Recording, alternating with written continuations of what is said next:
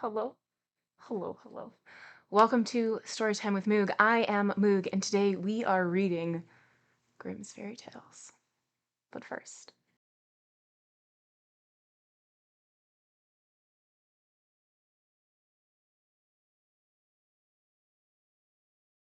I did go to the library and I picked up two books that I don't know what either of them are about.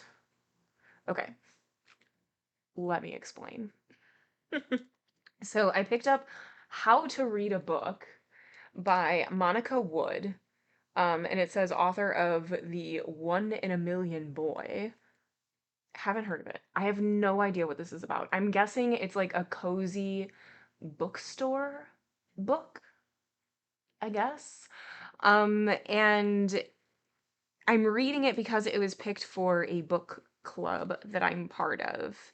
And the person who picked this book usually picks more of the like cozy, typical like book club books that you would expect, like, I don't know, like middle-aged mothers who sip wine would read. Those are typically the books that she picks, so I'm guessing that this one is also going to be like that, but I don't know.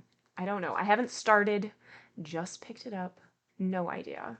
No idea. And then I have this book, The Haunting of Velkwood by Gwendolyn Kist, and I have no idea where this came from.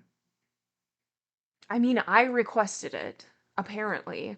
No, don't have any remembrance of requesting it, don't know why, don't know anything about this, have never even heard of it. I guess I must have, and then just my little brain was like, all right, you requested it. You no longer need this memory, but you're still going to be able to remember, very important things like that one song that you sang in choir in first grade, but not this. So I have no idea what this is about. I'm assuming that it's good. I'm assuming that it's good because I don't know why I wouldn't, you know? You know? But I think no other updates. I did not read any more in Black Pan what is it called? Black Leopard. Black Leopard, Red Wolf. Nothing like that. Um yeah. I am behind on my reading goals. This is why I don't like setting a high reading goal. I have a reading goal of reading 100 books this year, and usually I do like 12 because if I read one book a month, I'm going to be happy. But last year I read more than 100, and I was like, all right, well, I guess we can just make the goal 100. But now I'm constantly like anytime I like log into like my like book tracking, which I'm on Storygraph, anytime I like log into there, it's like, you are this many books behind. You need to read this many books for the rest of the year in order to catch up. And it's just like, oh my God, no, leave me be. So I'm trying to catch up.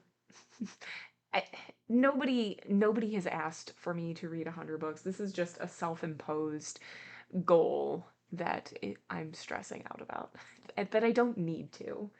Um, and it feels bad when I spend time reading books and then I end up not finishing them for whatever reason. Either they like weren't jiving with me or like something else came in and I had to return that book or like whatever the case is. Then it feels like, oh man, I just spent like however many pages, however long, like listening, reading, whatever. Um, and I don't get to count it as read because I didn't read it. I didn't finish it. Okay, so Grimm's fairy tale. Commonly, Grimm's fairy tale is a German collection of fairy tales by the brothers Grimm, Jacob and Wilhelm. First published on 20 December 1812, volume 1 of the first edition contained 86 stories, which were followed by 70 more tales, numbered consecutively in the first edition, volume 2 in 1815. By the seventh edition in 1857, the corpus of tales had expanded to 100 tales and 10 children's legends. It is listed by UNESCO in its Memory of the World Registry. That is wild. This is the first volume. This has 86 in it. Okay, let's see. Influence. The Grimms believe that the most natural and pure forms of culture were linguistic and based in history. Their work influenced other collections, both inspiring them to collect tales and leading them to similarly believe, in a spirit of romantic nationalism, that the fairy tales of a country were particularly representative of it, to the neglect of cross-cultural influence. Among those influenced were the Russian Alexander Afanasiev, the Norwegians Peter Christian Abschnorsen and Jorgen Moe, the English Joseph Jacobs and Jeremiah Curtin, an American who collected Irish tales. There was not always a pleased reaction to the collection. Joseph Jacobs was in part inspired by his complaint that English children did not read English fairy tales. In his words, "What Perrault began, the Grimms completed."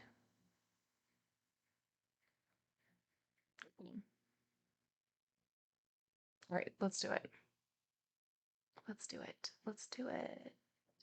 Not written by Disney, no. But there is Cinderella in here. Wild, right? Cinderella wasn't originally a Disney tale. Okay, so let's do it. Grimm's Fairy Tales by Jacob Grimm and Wilhelm Grimm. Preparer's Note. The text is based on translations from the Grimm's Kinder- und Hausmärchen by Edgar Taylor and Marion Edwardes. Here we go. The Golden Bird. A certain king had a beautiful garden, and in the garden stood a tree which bore golden apples. These apples were always counted, and about the time when they began to grow ripe, it was found that every night one of them was gone. The king became very angry at this, and ordered the gardener to keep watch all night under the tree. The gardener set his eldest son to watch, but about 12 o'clock he fell asleep, and in the morning another of the apples was missing. Then the second son was ordered to watch, and at midnight he too fell asleep, and in the morning another apple was gone. Then the third son offered to keep watch. But the gardener at first would not let him, for fear some harm should come to him. However, at last he consented, and the young man laid himself under the tree to watch. As the clock struck 12, he heard a rustling noise in the air, and a bird came flying that was of pure gold. And as it was snapping at one of the apples with its beak, the gardener's son jumped up and shot an arrow at it. But the arrow did the bird no harm. Only it dropped a golden feather from its tail and then flew away. The golden feather was brought to the king in the morning, and all the council was called together. Everyone agreed that it was worth more than all the wealth of the kingdom, but the king said, "One feather is of no use to me. I must have the whole bird." And the gardener's eldest son set out, and thought to find the golden bird very easily. And when he had gone but a little way, he came to a wood, and by the side of the wood he saw a fox sitting. So he took his bow and made ready to shoot at it. Then the fox said, "Do not shoot me, for I will give you good counsel. I know what your business is, and that you want to find the golden bird. You will reach a village in the evening, and when you get there you will see two inns opposite to each other, one of which is very pleasant and beautiful to look at. Go not there, but rest for the night in the other, though it may appear to you to be very poor and mean." But the son thought to himself, "What can such a beast as this know about the matter?" So he shot his arrow at the fox. But he missed it, and it set up its tail above its back and ran into the wood. Then he went his way, and in the evening came to the village where the 2 inns were, and in one of these were people singing and dancing and feasting, but the other looked very dirty and poor.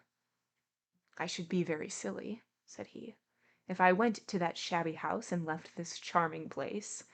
So he went into the smart house and ate and drank at his ease, and forgot the bird and his country too. Time passed on, and as the eldest son did not come back, and no tidings were heard of him, the second son set out, and the same thing happened to him.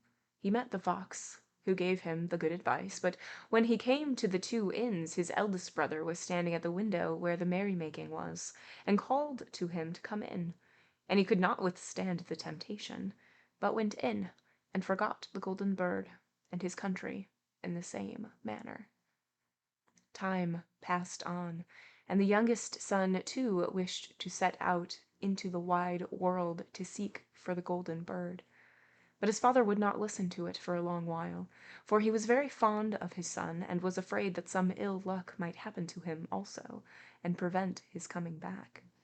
However, at last it was agreed he should go, for he would not rest at home, and as he came to the wood he met the fox, and heard the same good counsel. But he was thankful to the fox, and did not attempt his life as his brothers had done. So the fox said, "Sit upon my tail, and you will travel faster." So he sat down, and the fox began to run, and away they went over stock and stone so quick that their hair whistled in the wind.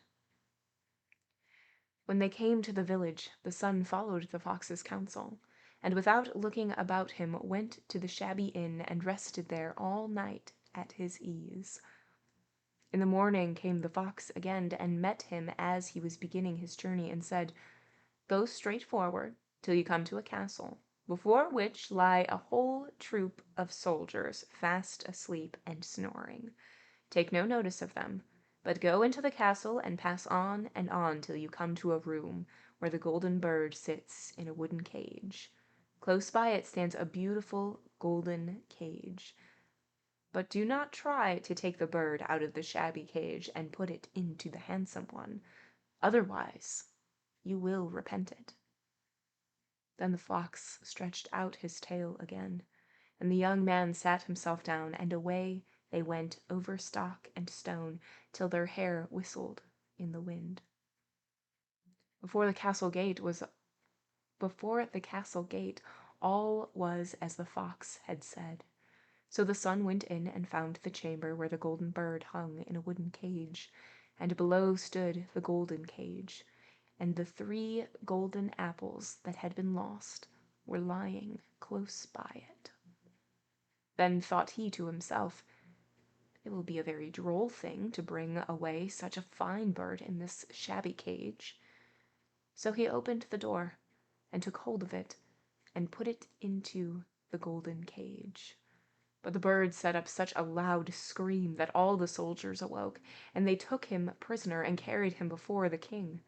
The next morning the court sat to judge him, and when all was heard, it sentenced him to die, unless he should bring the king the golden horse, which could run as swiftly as the wind.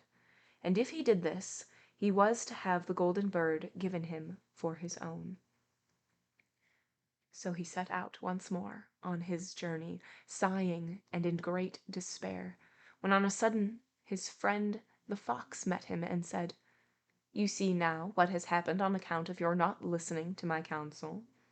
I will still, however, tell you how to find the golden horse, if you will do as I bid you.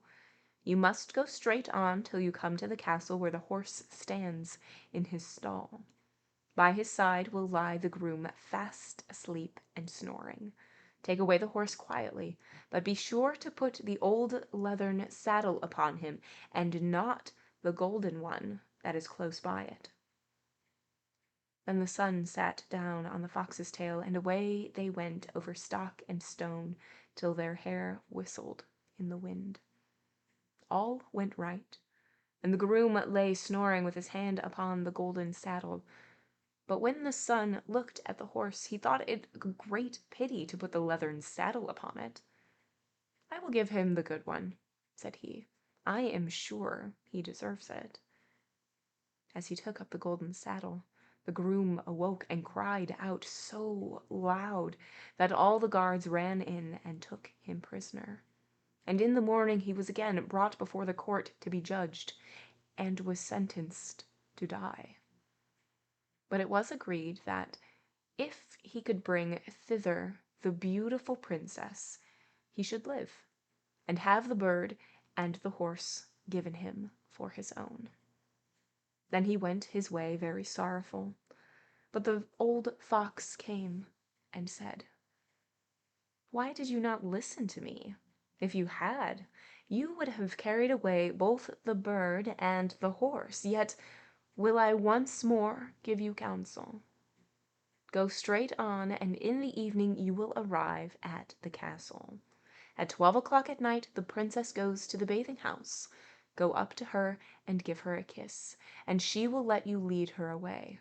But take care you do not suffer her to go and take leave of her father and mother."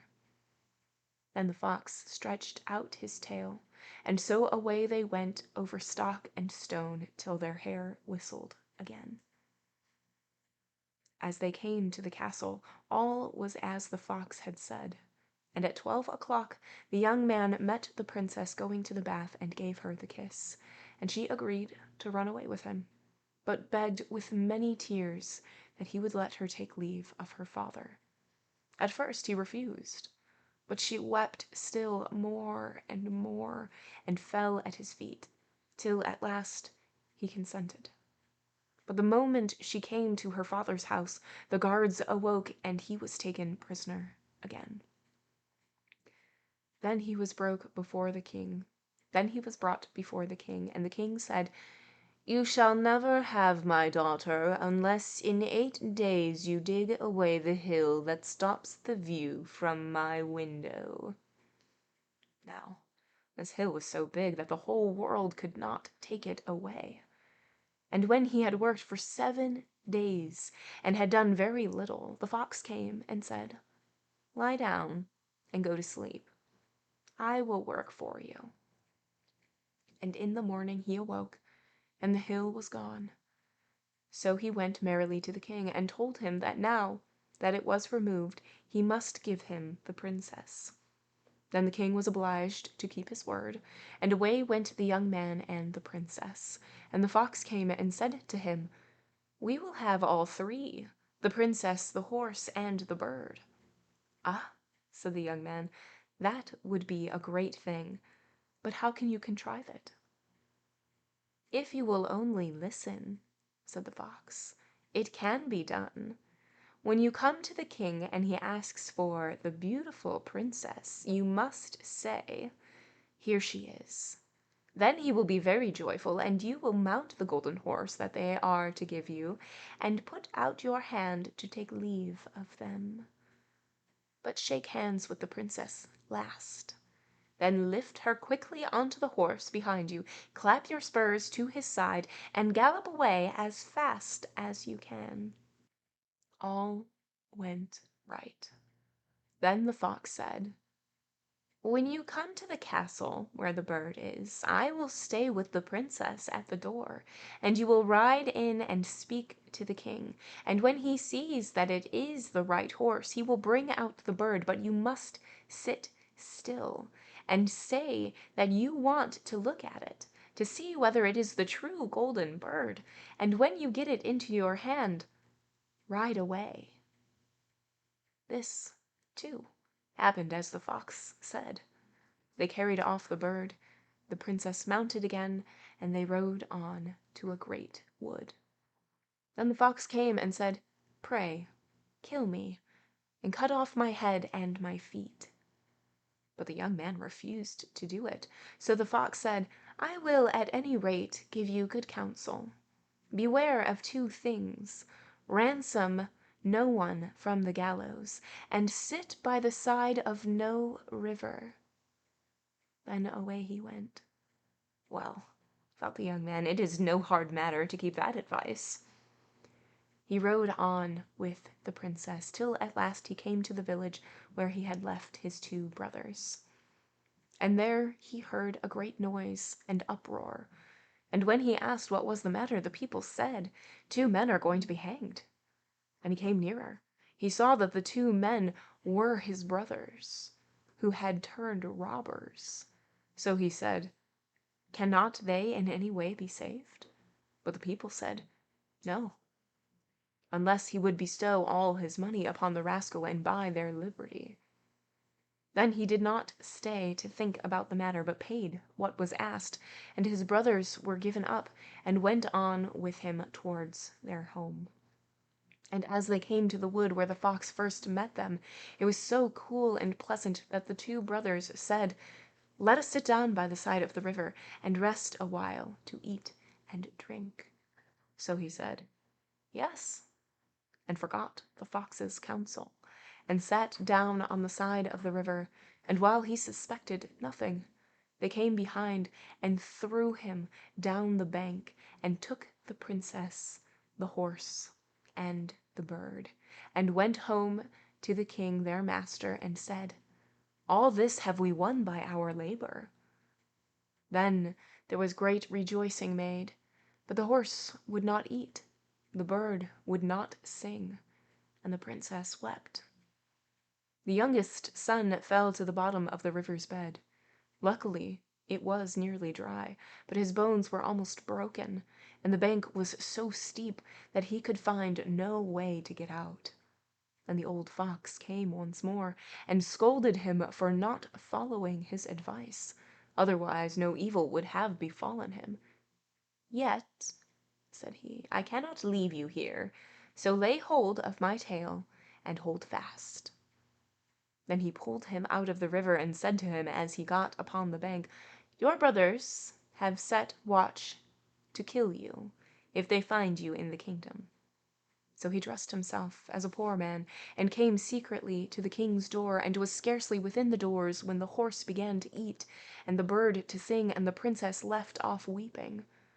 Then he went to the king and told all his brothers' roguery, and they were seized and punished, and he had the princess given to him again, and after the king's death he was heir to his kingdom. A long while after, he went to walk one day in the wood, and the old fox met him and besought him with tears in his eyes to kill him and cut off his head and feet.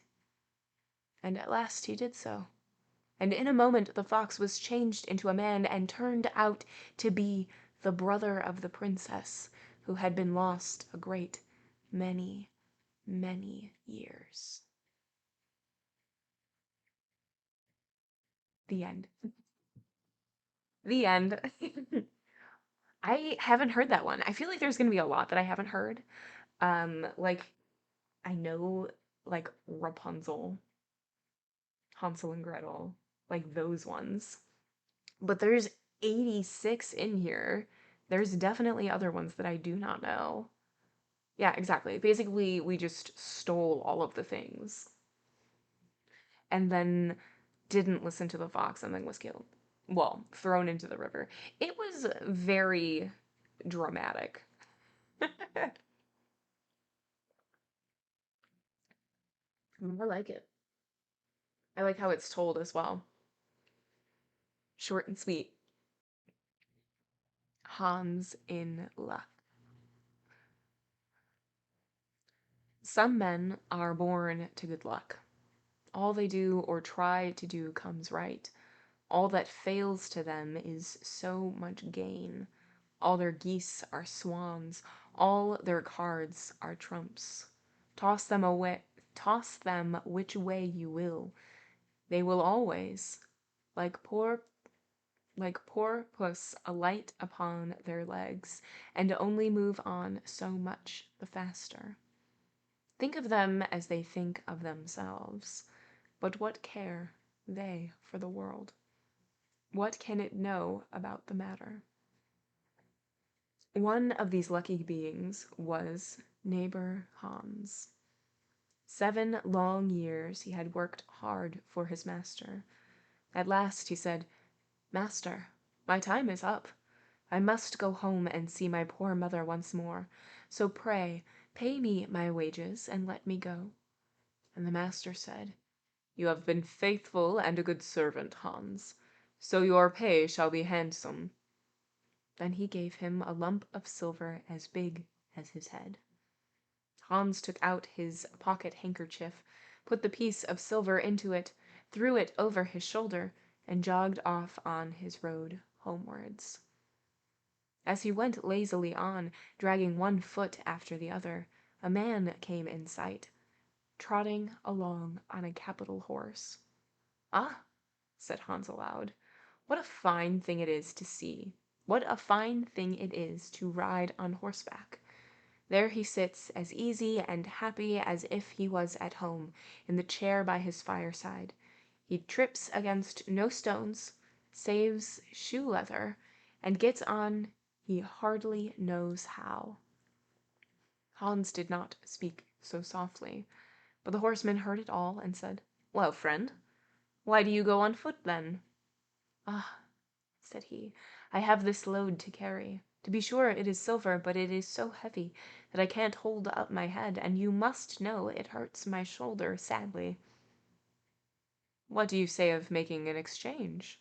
said the horseman. "I will give you my horse, and you shall give me the silver, which will save you a great deal of trouble in carrying such a heavy load about with you." "With all my heart," said Hans, "but you are so kind to me. I must tell you one thing. You will have a weary task to draw that silver about with you." However, the horseman got off, took the silver, helped Hans up, gave him the bridle into one hand and the whip into the other, and said, "When you want to go very fast, smack your lips loudly together and cry, 'Jip!'"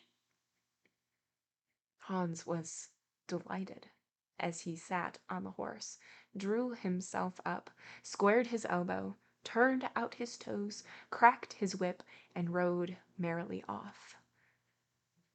1 minute whistling in a merry tune, and another singing, "No care and no sorrow, a fig for the morrow. We'll laugh and be merry, sing neigh down dairy." After a time he thought he should like to go a little faster, so he smacked his lips and cried, "Jip!" Away went the horse, full gallop, and before Hans knew what he was about, he was thrown off, and lay on his back by the roadside. His horse would have ran off, if a shepherd who was coming by, driving a cow, had not stopped it.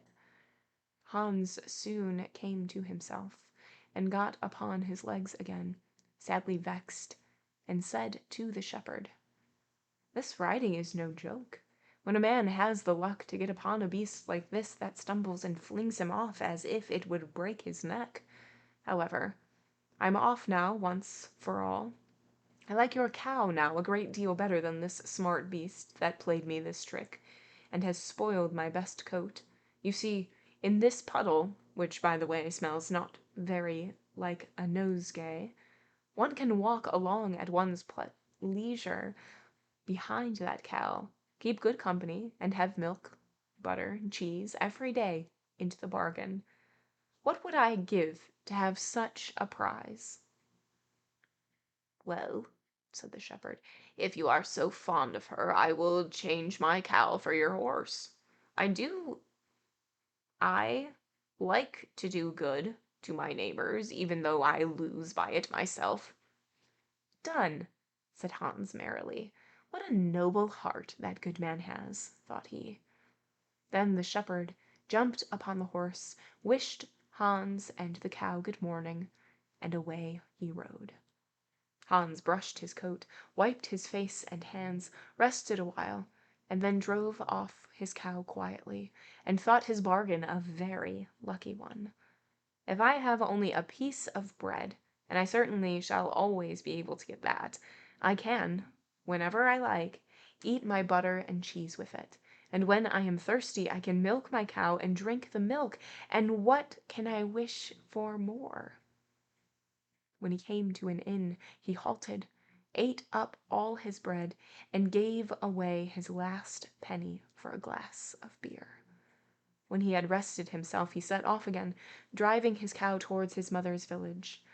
But the heat grew greater as soon as noon came on, till at last, as he found himself on a wide heath that would take him more than an hour to cross, he began to be so hot and parched that his tongue clave to the roof of his mouth. "I can find a cure for this," thought he. "Now I will milk the cow and quench my thirst." So he tied her to the stump of a tree and held his leathern cap to milk into. But not a drop was to be had. Who would have thought that this cow, which was to bring him milk and butter and cheese, was all that time utterly dry? Hans had not thought of looking to that. When he was trying his luck in milking and managing the matter very clumsily, the uneasy beast began to think him very troublesome, and at last gave him such a kick on the head as knocked him down, and there he lay a long while senseless. Luckily, a butcher soon came by, driving a pig in a wheelbarrow. "What is the matter with you, man?" said the butcher, as he helped him up. Hans told him what had happened, how he was dry, and wanted to milk the cow, but found that the cow was dry too. Then the butcher gave him a flask of ale, saying, "There, drink and refresh yourself. Your cow will give you no milk. Don't you see she is an old beast, good for nothing but the slaughterhouse?" Alas, alas," said Hans, "who would have thought it? What a shame to take my horse and give me only a dry cow. If I kill her, what will she be good for? I hate cow beef. It is not tender enough for me. Now, if it were a pig, like that fat gentleman you are driving along at his ease, one could do something with it. It would, at any rate, make sausages." "Well," said the butcher, "I don't like to say no, when one is asked to do a kind, neighborly thing. To please you, I will change, and give you my fine, fat pig for the cow." "Oh, heaven reward you for your kindness and self-denial," said Hans, as he gave the butcher the cow, and taking the pig off the wheelbarrow, drove it away, holding it by the string that was tied to its leg. So on he jogged, and all seemed now to go right with him. He had met with some misfortunes, to be sure, but he was now well repaid for all.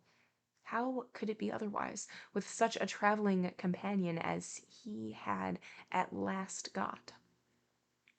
The next man he met was a countryman, carrying a fine white goose. The countryman stopped to ask what was o'clock. This led to further chat, and Hans told him all his luck, how he had so many good bargains, and how all the world went happily and smiling with him. The countryman then began to tell his tale, and said he was going to take the goose to a christening. "Feel," said he, "how heavy it is, and yet it is only 8 weeks old. Whoever roasts and eats it will find plenty of fat upon it. It has lived so well." "You're right," said Hans, as he weighed it in his hand. "But if you talk of fat, my pig is no trifle." Meantime the countryman began to look grave and shook his head. "Hark ye," said he, "my worthy friend, you seem a good sort of fellow, so I can't help doing you a kind turn. Your pig may get you into a scrape. In the village I just came from, the squire has had a pig stolen out of his sty.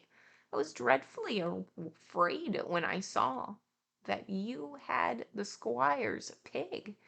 If you have, and they catch you, it will be a bad job for you. The least they will do will be to throw you into the horse pond. Can you swim?" Poor Hans was sadly frightened. "Oh, good man," cried he, "pray get me out of this scrape. I know nothing of where the pig was either bred or born. But he may have been the squire's for aught I can tell. You know this country better than I do. Take my pig, and give me the goose." "Oh, I ought have something into the bargain," said the countryman. "Give a fat goose for a pig, indeed! 'Tis not every one would do so much for you as that. However, I will not be hard upon you, as you are in trouble." Then he took the string in his hand and drove off the pig by a side path, while Hans went on the way homewards free from care. "After all," thought he, "that chap is pretty well taken in.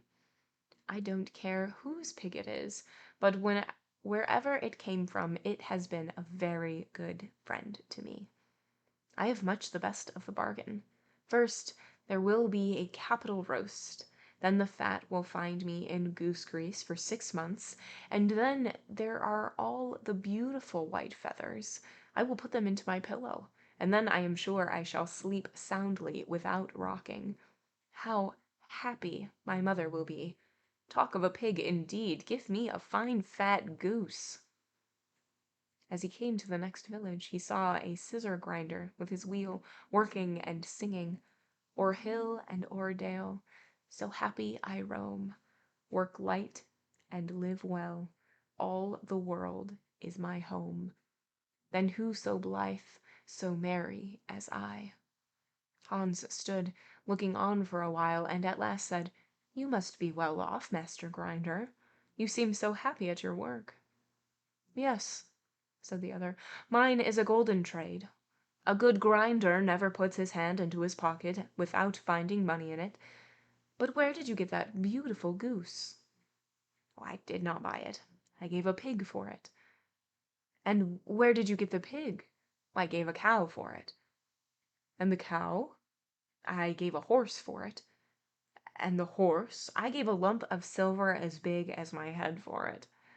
"And the silver?" "Oh, I worked hard for that, 7 long years." "You have thriven well in the world hitherto," said the grinder. "Now, if you would find money in your pocket, whenever you put your hand in it, your fortune would be made." "Ah, very true. But how is that to be managed?" "Well, how? Why, you must turn grinder like myself," said the other. "You only want a grindstone. The rest will come of itself. Here is one that is but little the worse for wear. I would not ask more than the value of your goose for it. Will you buy it?" "How can you ask?" said Hans. "I should be the happiest man in the world if I could have money whenever I put my hand in my pocket. What could I want more? There's the goose." "Now," said the grinder, as he gave him a common rough stone that lay by his side, "this is the most capital stone. Do but work it well enough, and you can make an old nail cut with it." Hans took the stone and went his way with a light heart. His eyes sparkled for joy, and he said to himself, "Surely I must have been born in a lucky hour. Everything I could want or wish for comes of itself.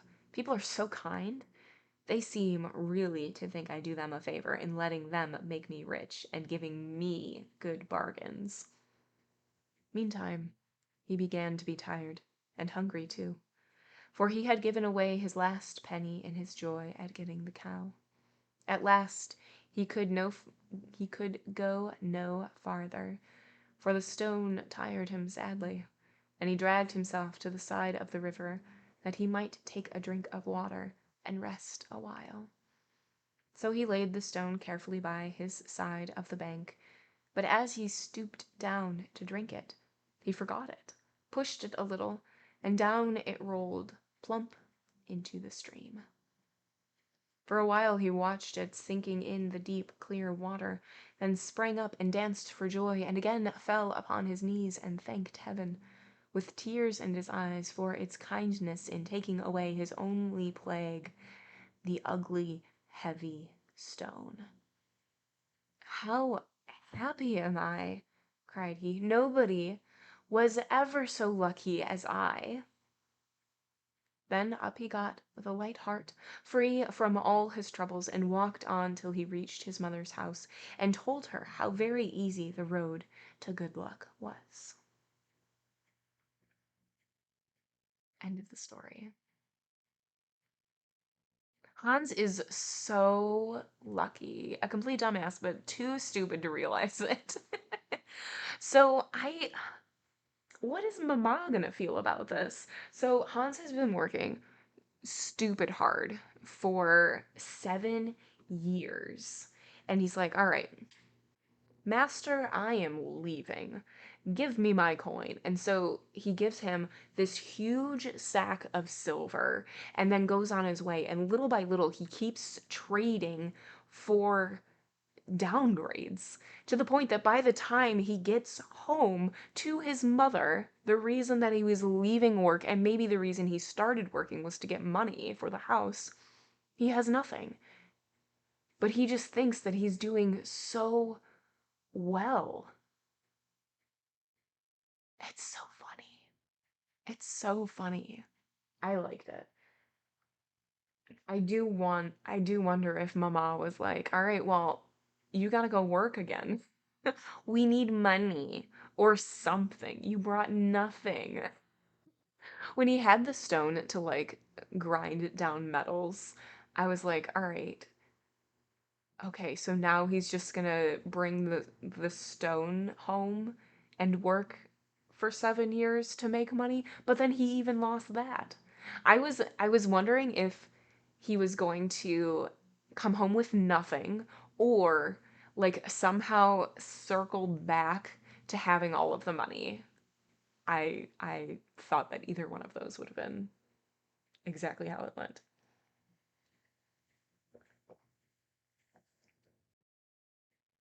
It is heavy. Yes, I understand the first trade. Sure. Sure. You're getting a horse. Great. You can do a bunch of things with horses. You could even sell the horse when you get home. That's fine. But then the trades just kept getting sillier and sillier. All right. Jorinda and Jorindel. There was once an old castle that stood in the middle of a deep, gloomy wood, and in the castle lived an old fairy. Now this fairy could take any shape she pleased. All the day long she flew about in the form of an owl, or crept about the country like a cat. But at night she always became an old woman again. When any young man came within 100 paces of her castle, he became quite fixed, and could not move a step till she came and set him free, which she would not do till he had given her his word never to come there again. But when any pretty maiden came within that space, she was changed into a bird, and the fairy put her into a cage, and hung her up in a chamber in the castle. There were 700 of these cages hanging in the castle, and all with beautiful birds in them. Now, there was once a maiden whose name was Jorinda. She was prettier than all the pretty girls that ever were seen before, and a shepherd lad, whose name was Jorindel, was very fond of her, and they were soon to be married. One day they went to walk in the wood, and they might be alone, and Jorindel said, "We must take care that we don't go too near to the fairy's castle." It was a beautiful evening. The last rays of the setting sun shone bright through the long stems of the trees upon the green underwood beneath, and the turtle doves sang from the tall birches. Jorinda sat down to gaze upon the sun. Jorindel sat by her side, and both felt sad. They knew not why, but it seemed as if they were to be parted from one another forever. They had wandered a long way, and when they looked to see which way they should go home, they found themselves at a loss to know which path to take. The sun was setting fast, and already half of its circle had sunk behind the hill. Jorindel, on a sudden, looked behind him, and saw through the bushes that they had, without knowing it, sat down close under the old walls of the castle. Then he shrank for fear, turned pale, and trembled. Jorinda was just singing. The ring-dove sang from the willow spray, well-a-day, well-a-day. He mourned for the fate of his darling mate, well-a-day. When her song stopped suddenly, Jorindel turned to see the reason, and beheld his Jorinda changed into a nightingale, so that her song ended with a mournful chup chup. An owl with fiery eyes flew 3 times round them, and 3 times screamed, "Tu-woo! Tu-woo! Tu-woo!" Jorindel could not move. He stood fixed as a stone, and could neither weep, nor speak, nor stir hand or foot. And now the sun went quite down. The gloomy night came, the owl flew into a bush, and a moment after the old fairy came forth pale and meagre, with staring eyes and a nose and chin that almost met one another. She mumbled something to herself, seized the nightingale, and went away with it in her hand. Poor Jorindel saw the nightingale was gone, but what could he do? He could not speak. He could not move from the spot where he stood. At last the fairy came back and sang with a hoarse voice, "'Tis the prisoner is fast, and her doom is cast. There stay, oh stay, when the charm is round her, and the spell has bound her. Highway, away." On a sudden, Jorindel found himself free. Then he fell on his knees before the fairy and prayed her to give him back his dear Jorinda. But she laughed at him, and said he should never see her again. Then she went her way. He prayed, he wept, he sorrowed, but all in vain. "Alas," he said, "what will become of me?" He could not go back to his own home, so he went to a strange village, and employed himself in keeping sheep. Many a time did he walk round and round as near to the hated castle as he dared go, but all in vain. He heard or saw nothing of Jorinda. At last he dreamt one night that he found a beautiful purple flower, and that in the middle of it lay a costly pearl. And he dreamt that he plucked the flower and went with it in his hand into the castle, and that everything he touched with it was disenchanted, and that there he found his Jorinda again. In the morning when he awoke, he began to search over hill and dale for this pretty flower, and 8 long days he sought for it in vain. But on the 9th day, early in the morning, he found the beautiful purple flower, and in the middle of it was a large dewdrop, as big as a costly pearl. Then he plucked the flower, and set out, and travelled day and night, till he came again to the castle. He walked nearer than 100 paces to it, and yet he did not become fixed as before, but found that he could go quite close up to the door. Jorindel was very glad indeed to see this. Then he touched the door with the flower, and it sprang open, so that he went in through the court and listened when he heard so many birds singing. At last he came to the chamber where the fairy sat, with the 700 birds singing in the 700 cages. When she saw Jorindel, she was very angry and screamed with rage. But she could not come within 2 yards of him, for the flower he held in his hand was his safeguard. He looked around at the birds, but alas, there were many, many nightingales, and how then should he find out which was his Jorinda? While he was thinking what to do, he saw the fairy had taken down one of the cages, and was making the best of her way off through the door. He ran or flew after her, touched the cage with the flower, and Jorinda stood before him, and threw her arms round his neck, looking as beautiful as ever, as beautiful as when they walked together in the wood. Then he touched all the other birds with the flower, so that they all took their old forms again, and he took Jorinda home, where they were married, and lived happily together many years. And so did a good many other lads, whose maidens had been forced to sing in the old fairies' cages by themselves, much longer than they liked. That's the end. That's the end of that one. That one kind of has a happy ending. The two were reunited. However, there are still hundreds of other nightingales and other birds that just don't make it home. Oh, oh. So you're like, yay, they made it. And then you start to think about like the wider consequences of what is happening. And you're like, oh, there's a lot of people who just don't get to go home. They just don't get to be reunited. Oh.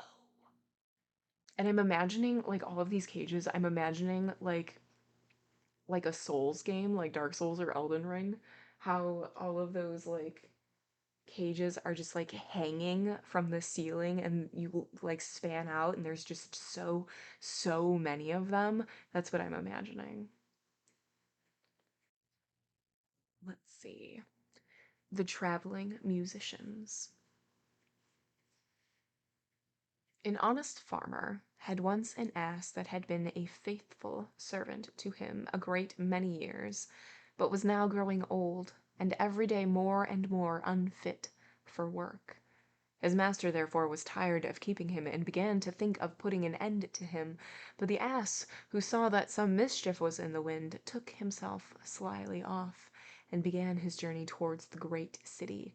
For there, thought he, I may turn musician. After he had travelled a little way, he spied a dog lying by the roadside and panting as if he were tired. "What makes you pant so, my friend?" said the ass. "Alas," said the dog, "my master was going to knock me on the head, because I am old and weak, and can no longer make myself useful to him in hunting. So I ran away. But what can I do to earn my livelihood?" "Hark ye," said the ass, "I am going to the great city to turn musician. Hope you go with me, and try what you can do in the same way." The dog said he was willing, and they jogged on together. They had not gone far before they saw a cat sitting in the middle of the road and making a most rueful face. "Pray, my good lady," said the ass, "what's the matter with you? You look quite out of spirits." "Ah me," said the cat, "how can one be in good spirits when one's life is in danger? Because I am beginning to grow old, and rather lie at my ease by the fire than run about the house after mice. My mistress laid hold of me, and was going to drown me, and though I have been lucky enough to get away from her, I do not know what I am to live upon." "Oh," said the ass, "by all means go with us to the great city. You are a good night singer, and may make your fortune as a musician." The cat was pleased with the thought, and joined the party. Soon afterwards, as they were passing by a farmyard, they saw a cock perched upon a gate, and screaming out with all his might and main. "Bravo!" said the ass. "Upon my word, you make a famous noise. Pray, what is all this about?" "Why," said the cock, "I was just now saying that we should have fine weather for our washing day, and yet my mistress and the cook don't thank me for my pains, but threaten to cut off my head tomorrow and make broth of me for the guests that are coming on Sunday." "Heaven forbid," said the ass. "Come with us, Master Chanticleer. It will be better, at any rate, than staying here to have your head cut off. Besides, who knows? If we care to sing in tune, we may get up some kind of concert. So come along with us." "With all my heart," said the cock. So they all went on jollily together. They could not, however, reach the great city the first day. So when night came on, they went into a wood to sleep.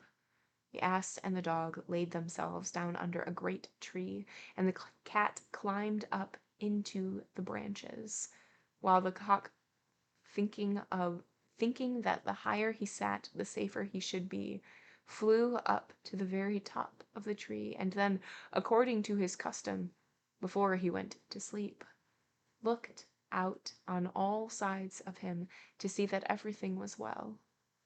In doing this, he saw afar off something bright and shining, and calling to his companion, said, "There must be a house no great way off, for I see light."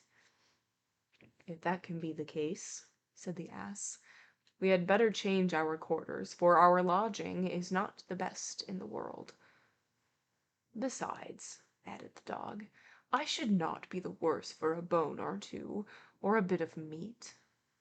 So they walked off together towards the spot where Chanticleer had seen the light, and as they drew near it became larger and brighter, till they at last came close to a house in which a gang of robbers lived. The ass, being the tallest of the company, marched up to the window and peeped in. "Well, well, donkey," said Chanticleer, "what do you see?" "What do I see?" replied the ass. "Why, I see a table spread with all kinds of good things, and robbers sitting round it making merry." "That would be a noble lodging for us," said Chanticleer. "Yes," said the ass, "if we could only get in." So they consulted together how they should contrive to get the robbers out, and at last they hit upon a plan. The ass placed himself upright on his hind legs, with his forefeet resting against the window. The dog got upon his back. The cat scrambled up to the dog's shoulders, and Chanticleer flew up and sat upon the cat's head. When all was ready, a signal was given, and they began their music. The ass brayed, the dog barked, the cat mewed, and the cock screamed. And then they all broke through the window at once, and came tumbling into the room amongst the broken glass and a most hideous clatter. The robbers, who had been not a little frightened by the opening concert, had now no doubt that some frightful hobgoblin had broken in upon them, and scampered away as fast as they could.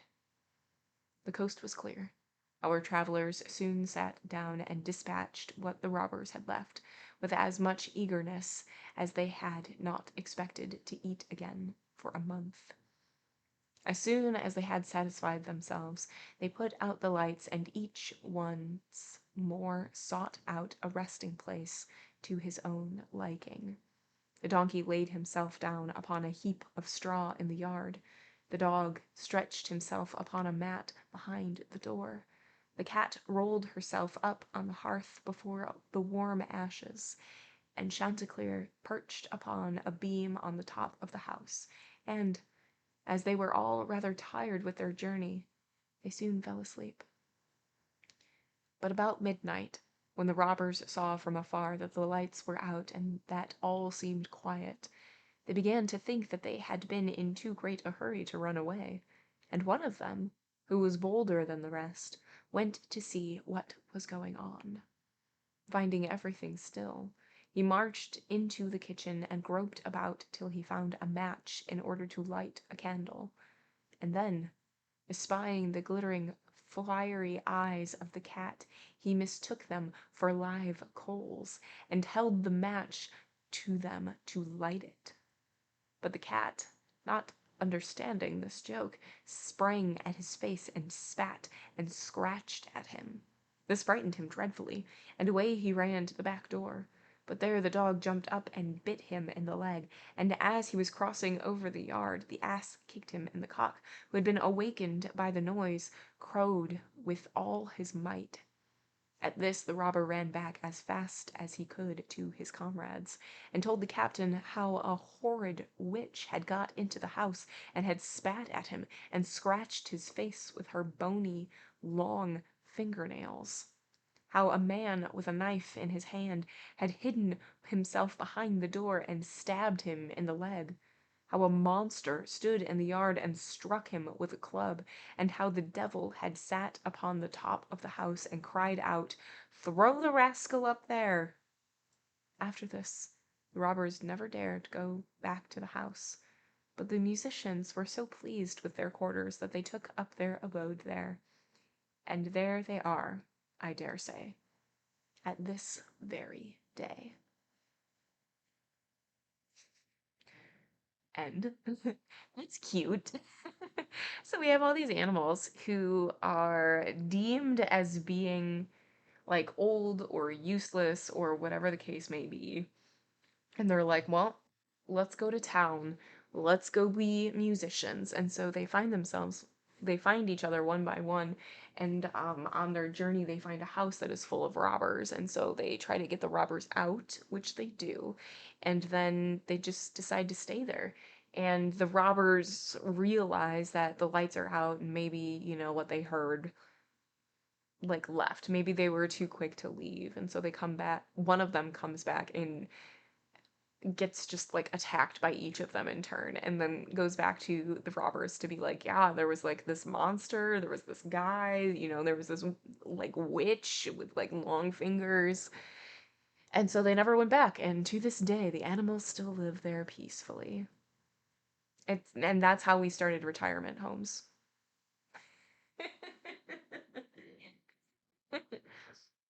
That's how retirement homes began.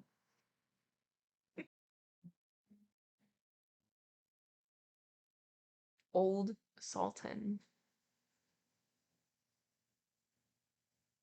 A shepherd had a faithful dog called Sultan, who was grown very old, and had lost all his teeth.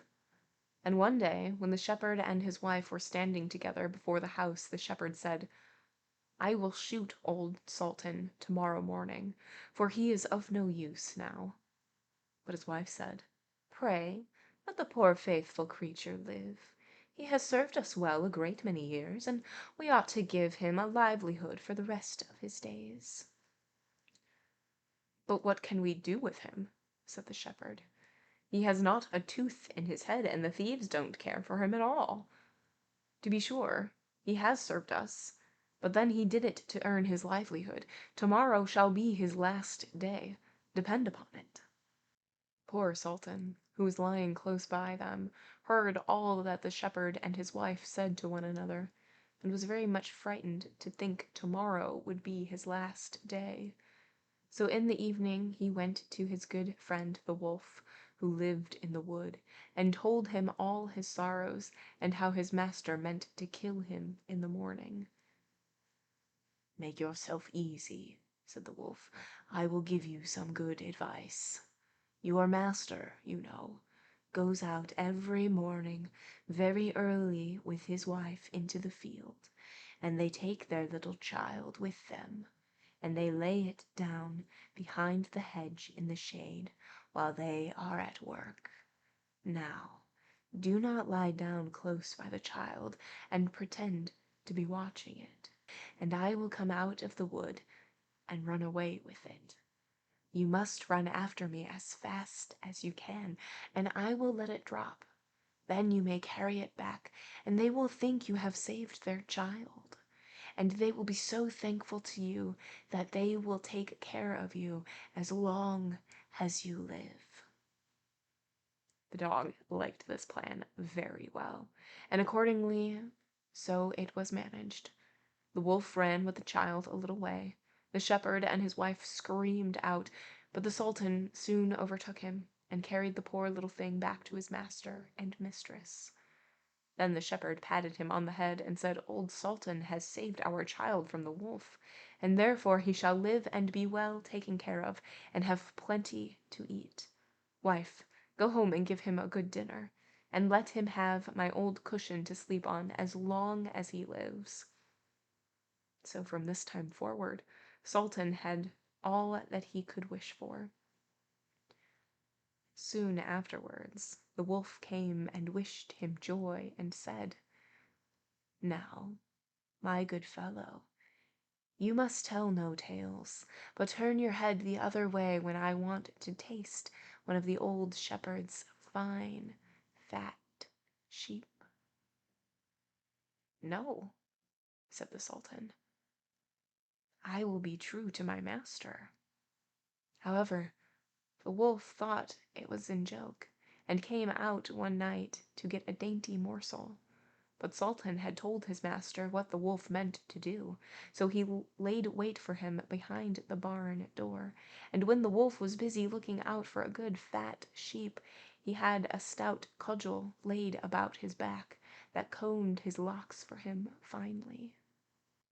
Then the wolf was very angry, and called Sultan an old rogue, and swore he would have his revenge.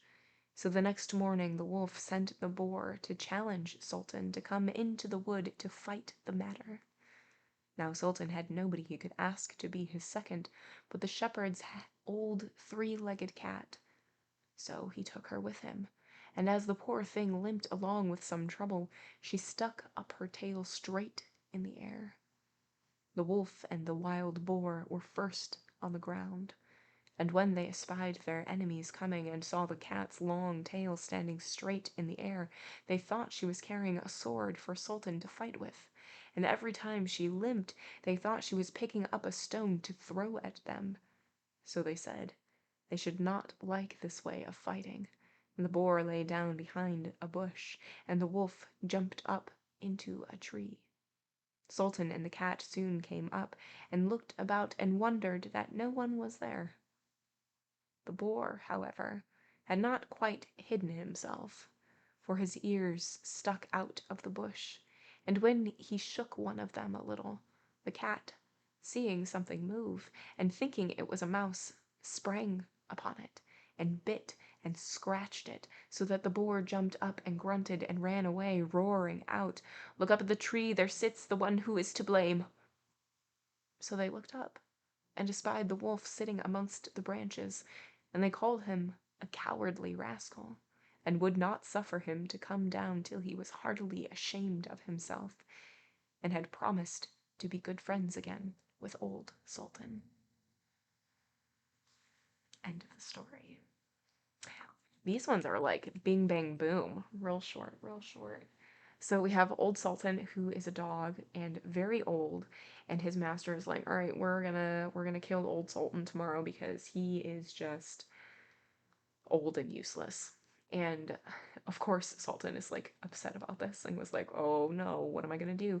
So he goes to a wolf, and the wolf is like, "Okay, here's the deal. I am going to steal their baby, and you're gonna run after me, and I'm gonna drop the baby. You'll take the baby back, and they'll be like, 'Oh, Sultan, you're amazing. We'll keep you forever.'" So that's what happens. And they reward Sultan by keeping his life, and then also being like, "You will always sleep on this really nice cushion for the rest of your life," all of these things. Well, the wolf comes back and is like, "So I did a solid for you, now you're gonna do a solid for me, and I am going to just eat one of those sheep." And Sultan is like, "No." And the wolf doesn't believe him. So he goes there and they get into a scuffle, and then they have like a fight where the wolf, his second, I guess, is a boar, and Sultan doesn't have anybody except this three-legged cat, and so he takes the three-legged cat with him to hash it out, to rumble, and the boar sees the cat's tail sticking straight up and thinks that it is a sword, and then sees the cat like limping and thinks that the cat is picking up like stones, and so terrified, terrified. And so both the boar and the wolf like hide, but they do a terrible job. And the cat thinks that the boar is a mouse because you can see part of it, and attacks him. And then they like look up and see the wolf just like hiding in the tree.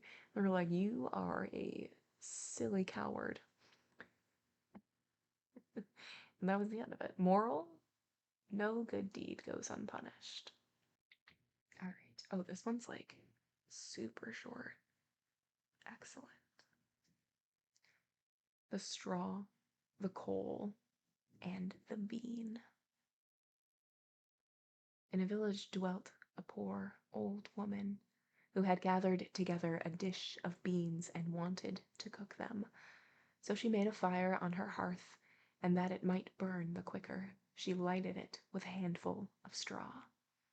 When she was emptying the beans into the pan, one dropped without her observing it, and lay on the ground beside a straw, and soon afterwards a burning coal from the fire leapt down to the two.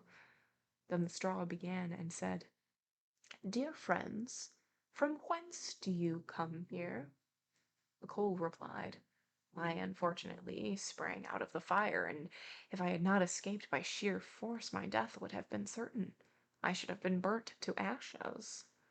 The bean said, "Well, I too have escaped from the whole skin, but if the old woman had got me into the pan, I should have been made into broth without any mercy, like my comrades." "And would a better fate have fallen to my lot?" said the straw. "The old woman has destroyed all my brethren in the fire and smoke. She seized 60 of them at once and took their lives. I luckily slipped through her fingers." But what are we to do now?" said the coal. "Well, I think," answered the bean, "that as we have so fortunately escaped death, we should keep together like good companions, and lest a new mischance should overtake us here, we should go away together and repair to a foreign country." The proposition pleased the two others, and they set out on their way together. Soon, however, they came to a little brook, and as there was no bridge or foot-plank, they did not know how they were to get over it. The straw hit on a good idea and said, "I will lay myself straight across, and then you can walk over on me as a bridge."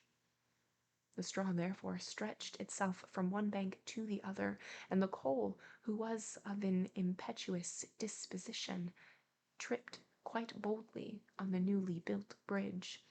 But when she had reached the middle and heard the water rushing beneath her, she was, after all, afraid, and stood still, and ventured no farther.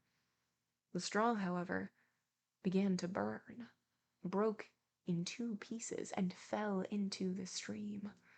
The coal slipped after her, hissed when she got into the water, and breathed her last. The bean, who had prudently stayed behind on the shore, could not but laugh at the event, and unable to stop, and laughed so heartily that she burst. It would have been all over with her, likewise, if, by good fortune, the tailor who was traveling in search of work had not sat down to rest by the brook. As he had a compassionate heart, he pulled out his needle and thread and sewed her together. The bean thanked him most prettily, but the tailor used black threads. All beans since then have a black seam. End of the story. Real quick.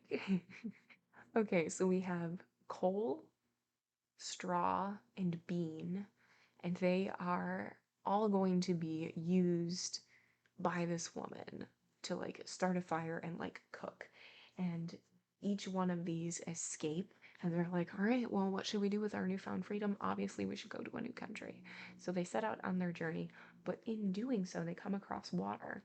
And Straw is like, I will help you. I will make a bridge. And then Cole goes out, but Cole is scared, obviously, and stops moving.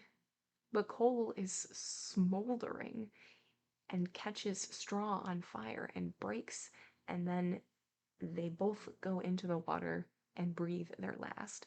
And Bean is just apparently a sociopath and just starts laughing hilariously and like bursts from laughing so much. And it would have been the end of Bean if not a tailor sat down and sewed Bean back together with black thread, and that's why beans have a black seam. You're welcome. Moral: fire hot, water wet. Don't laugh at others' misfortune? I don't know. What have we learned from this? Beans are mean sociopaths that laugh at your misfortune.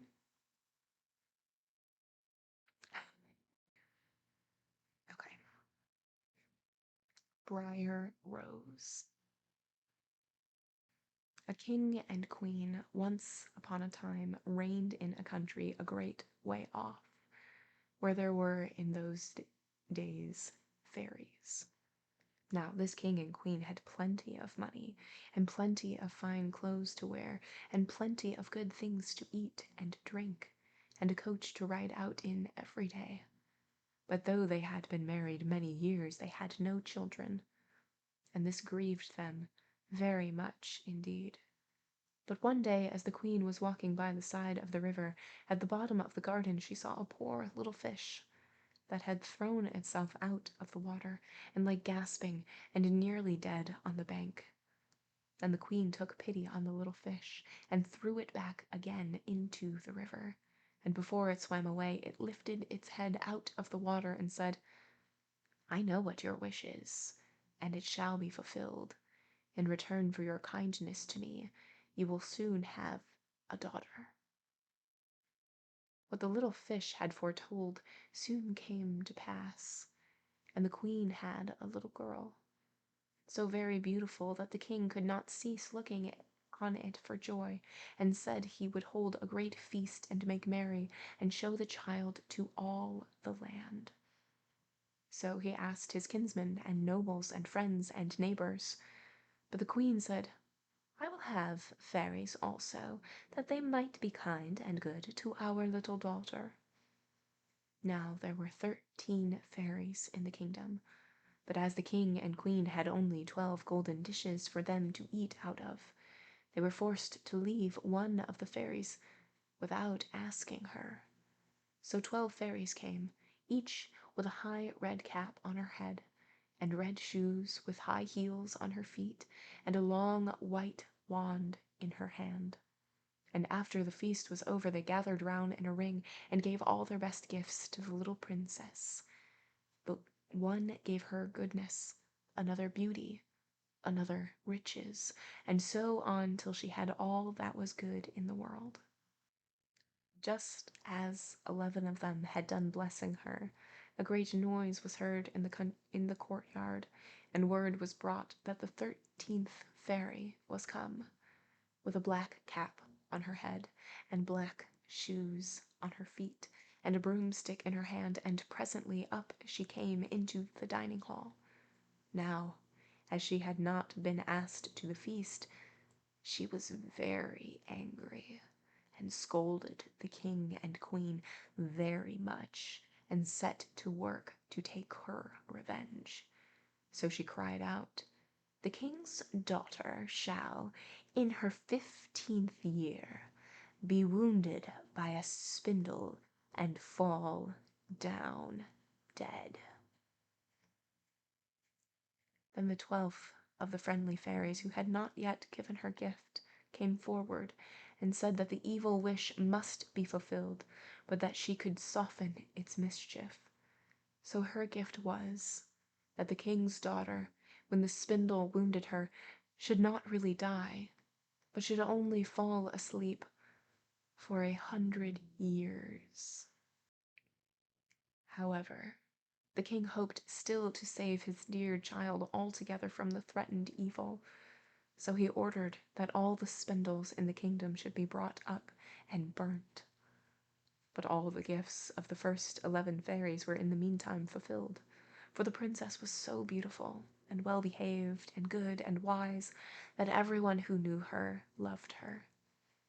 It happened that, on the very day she was 15 years old, the king and queen were not at home, and she was left alone in the palace. So she roved about by herself, and looked at all the rooms and chambers, till at last she came to an old tower, to which there was a narrow staircase ending with a little door. In the door there was a golden key, and when she turned it, the door sprang open, and there sat an old lady spinning away very busily. "Why, how now, good mother?" said the princess. "What are you doing there?"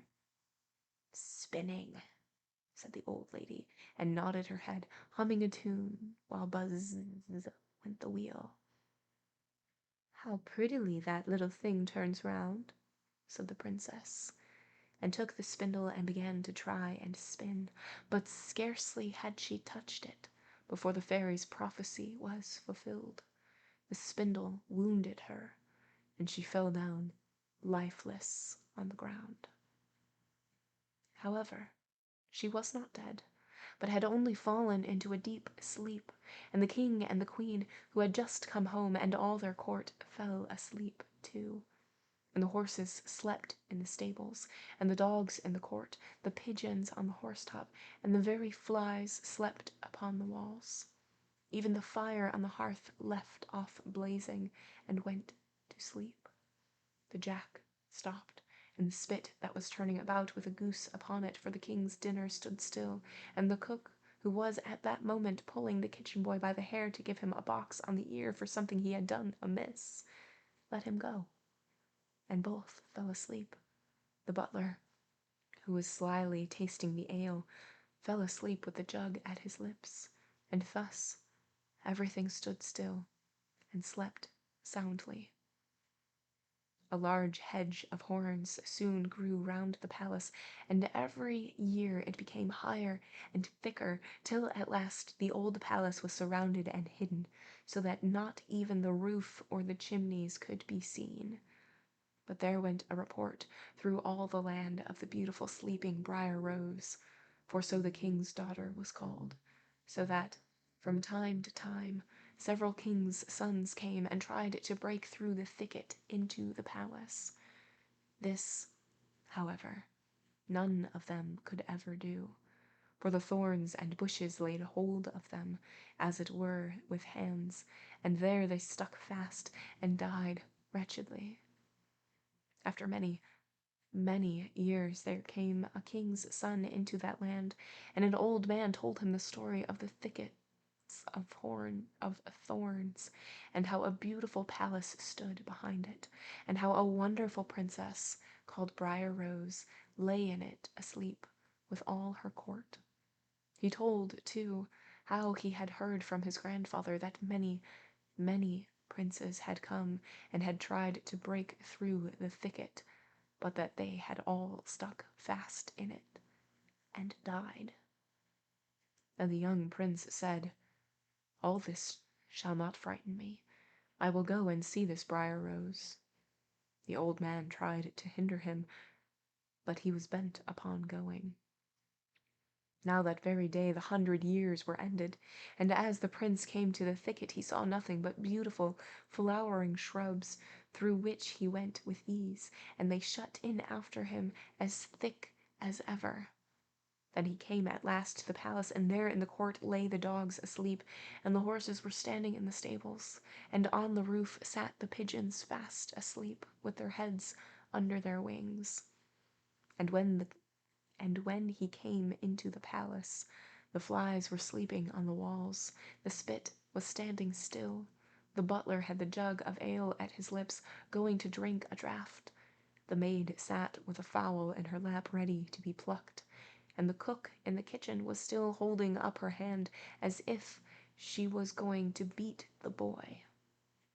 Then he went on still farther, and all was so still that he could hear every breath he drew, till at last he came to the old tower, and opened the door of the little room in which Briar Rose was, and there she lay, fast asleep on a couch by the window.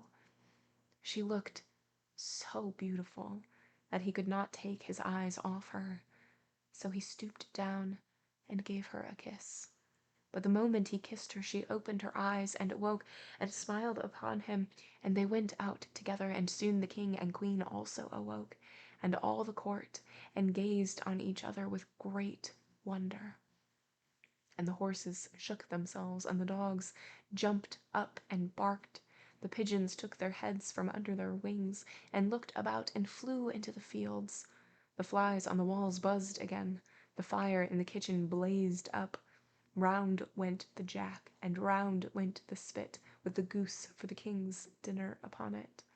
The butler finished his draught of ale. The maid went on plucking the fowl, and the cook gave the boy the box on his ear. And then the prince and Briar Rose were married, and the wedding feast was given, and they lived happily together all their lives long. The end. That is not how Disney tells the story. Moral, don't be a prick. Consent is always important. Yeah, definitely differences from the Disney version, which of course there were. Of course there were. I do like this version.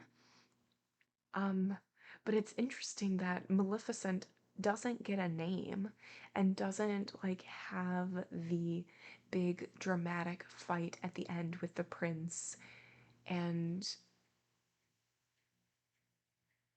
it's just wild. Older versions are worse. Yeah. Yeah, definitely, definitely. It is interesting to see how things have changed with time, with, different eyes, different perspectives, different authors, different viewers, environments, all of those things, and how they're shaping the story. But it's also interesting to see the things that have stayed the same, you know? Like the basic, like, bones of the story are still there. It's just fleshed differently. Yeah, I liked it. I liked it. All right, so we are on The Dog and the Sparrow. A shepherd's dog had a master who took no care of him, but often left him suffer the greatest hunger. At last he could bear it no longer, so he took to his heels, and off he ran in a very sad and sorrowful mood. On the road he met a sparrow that said to him, "Why are you so sad, my friend?" "Because," said the dog, "I am very, very hungry and have nothing to eat." "Oh, if that be all," answered the sparrow, "come with me into the next town, and I will soon find you plenty of food." So on they went together into the town, and as they passed by a butcher's shop, the sparrow said to the dog, "Stand there a little while, till I peck you down a piece of meat." So the sparrow perched upon the shelf, and having first looked carefully about her to see if anyone was watching her, she pecked and scratched at a steak that lay upon the edge of the shelf, till at last down it fell. Then the dog snapped it up and scrambled away with it into a corner, where he soon ate it all up. "Well," said the sparrow, "you shall have some more if you will. So come with me to the next shop, and I will peck you down another steak." When the dog had eaten this too, the sparrow said to him, "Well, my good friend, have you had enough now?" "Oh, I have had plenty of meat," answered he, "but I should like to have a piece of bread to eat after it." "Come with me then," said the sparrow, "and you shall soon have that too." So she took him to a baker's shop, and pecked at 2 rolls that lay in the window till they fell down. And as the dog still wished for more, she took him to another shop, and pecked down some more for him. When that was eaten, the sparrow said to him whether he had had enough now. "Oh yes," said he, "and now let us take a walk a little way out of the town."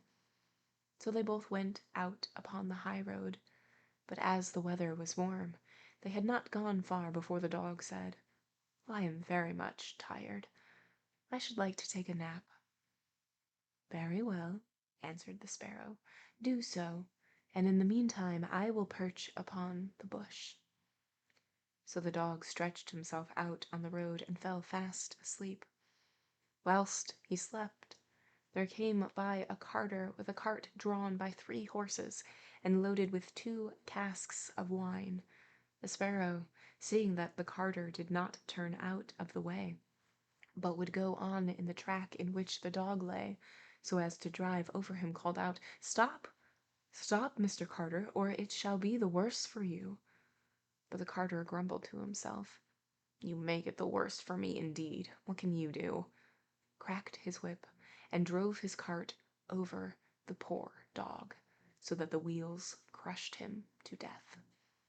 "There!" cried the sparrow, "thou cruel villain, thou hast killed my friend the dog. Now mind what I say, this deed of thine shall cost thee all thou art worth." "Do your worst and welcome," said the brute. "What harm can you do me?" And passed on. But the sparrow crept under the tilt of the cart, and pecked at the bung of one of the casks till she loosed it, and then all the wine ran out, without the carter seeing it. At last she looked round and saw that the cart was dripping, and the cask quite empty. "What an unlucky wretch am I!" cried he. "Not wretch enough," said the sparrow, as she alighted upon the head of one of the horses and pecked at him till he reared up and kicked. When the carter saw this, he drew out his hatchet and aimed a blow at the sparrow, meaning to kill her, but she flew away, and the blow fell upon the poor horse's head with such force that he fell down dead. "Unlucky wretch that I am!" cried he. "Not wretch enough yet," said the sparrow. And as the carter went on with the other 2 horses, she again crept under the tilt of the cart and pecked out the bung of the 2nd cask, so that all the wine ran out. When the carter saw this, he cried again, "Miserable wretch that I am!" But the sparrow answered, "Not wretch enough yet," and perched on the head of the 2nd horse and pecked at him too. The carter ran up and struck at her again with his hatchet, but away she flew, and the blow fell upon the 2nd horse and killed him on the spot. "Unlucky wretch that I am," said he. "Not wretch enough yet," said the sparrow, and perching upon the 3rd horse, she began to peck him too. The carter was mad with fury, and without looking about him or caring what he was about, struck again at the sparrow, but killed his 3rd horse as he had done the other 2. "Alas, miserable wretch that I am!" cried he. "Not wretch enough yet," answered the sparrow as she flew away. "Now I will plague and punish thee at thy own house." The carter was forced at last to leave his cart behind him, and to go home overflowing with rage and vexation. "Alas," said he to his wife, "what ill luck has befallen me! My wine is all spilt, and my horses all 3 dead." "Alas, husband," replied she, "and a wicked bird has come into the house and brought with her all the birds in the world, I am sure, and they have fallen upon our corn in the loft and are eating it up at such a rate." Away ran the husband upstairs and saw thousands of birds sitting upon the floor eating up his corn, with the sparrow in the midst of them. "Unlucky wretch that I am!" cried the carter, for he saw that the corn was almost gone. "Not wretch enough yet," said the sparrow. "Thy cruelty shall cost thee thy life yet." And away she flew. The carter, seeing that he had thus lost all that he had, went down into his kitchen, and was still not sorry for what he had done, but sat himself angrily and sulkily in the chimney corner. But the sparrow sat on the outside of the window and cried, "Carter, thy cruelty shall cost thee thy life." With that, he jumped up in a rage, seized his hatchet, and threw it at the sparrow. But it missed her, and only broke the window. The sparrow now hopped in, perched upon the window seat, and cried, "Carter, it shall cost thee thy life." Then he became mad and blind with rage, and struck the window seat with such force that he cleft it in two.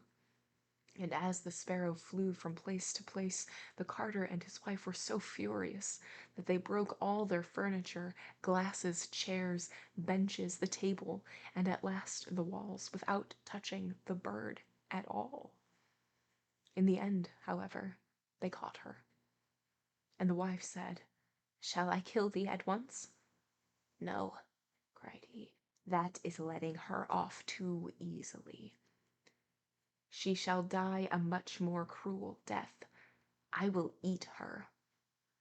But the sparrow began to flutter about and stretch out her neck and cried, "Carter, it shall cost thee thy life yet." With that, he could wait no longer. So he gave his wife the hatchet and cried, "Wife, strike at the bird and kill her in my hand." And the wife struck. But she missed her aim and hit her husband on the head, so that he fell down dead, and the sparrow flew quietly home to her nest. Ooh, end of the story. Okay, so we have this little birdo and this dog, and the dog is like, "I am so hungry because my master is terrible and doesn't feed me." And the bird is like, "Come with me. I will make sure that you're fed." And so they go to a couple different butchers, they go to a couple different bakeries, and the bird is just like pecking things down out of windows, off of carts, all of these things so that the dog can eat. And the dog is finally full and is like, "All right, cool, I am so full. Now it's time for a post-meal nap."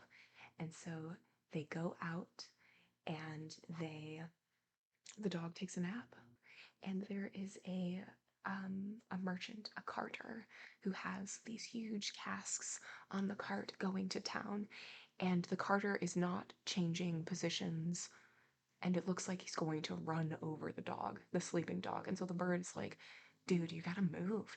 And the guy's like, "I can't be bothered with you."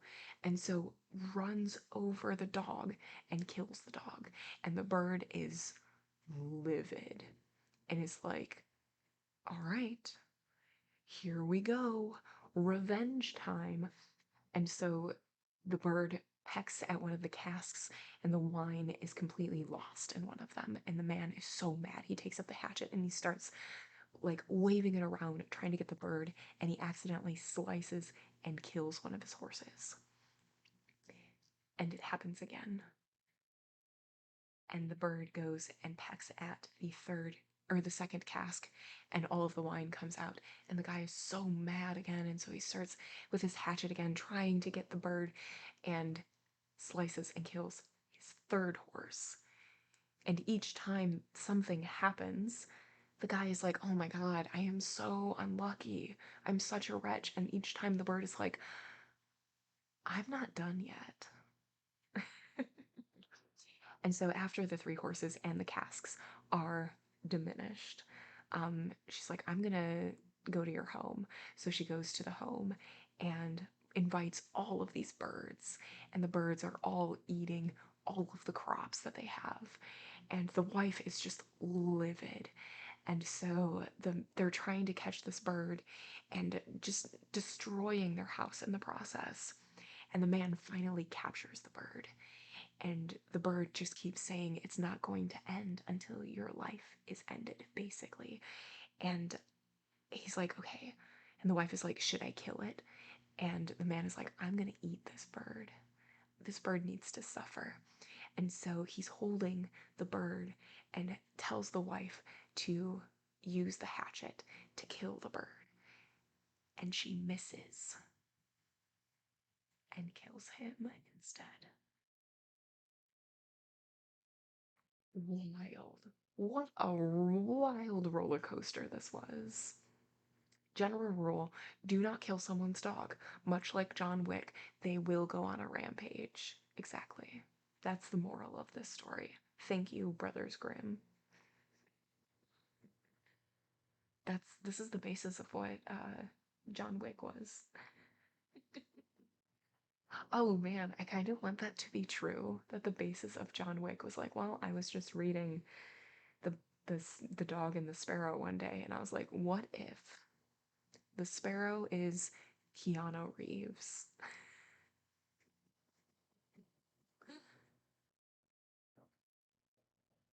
All right, the 12 Dancing Princesses. There was a king who had 12 beautiful daughters.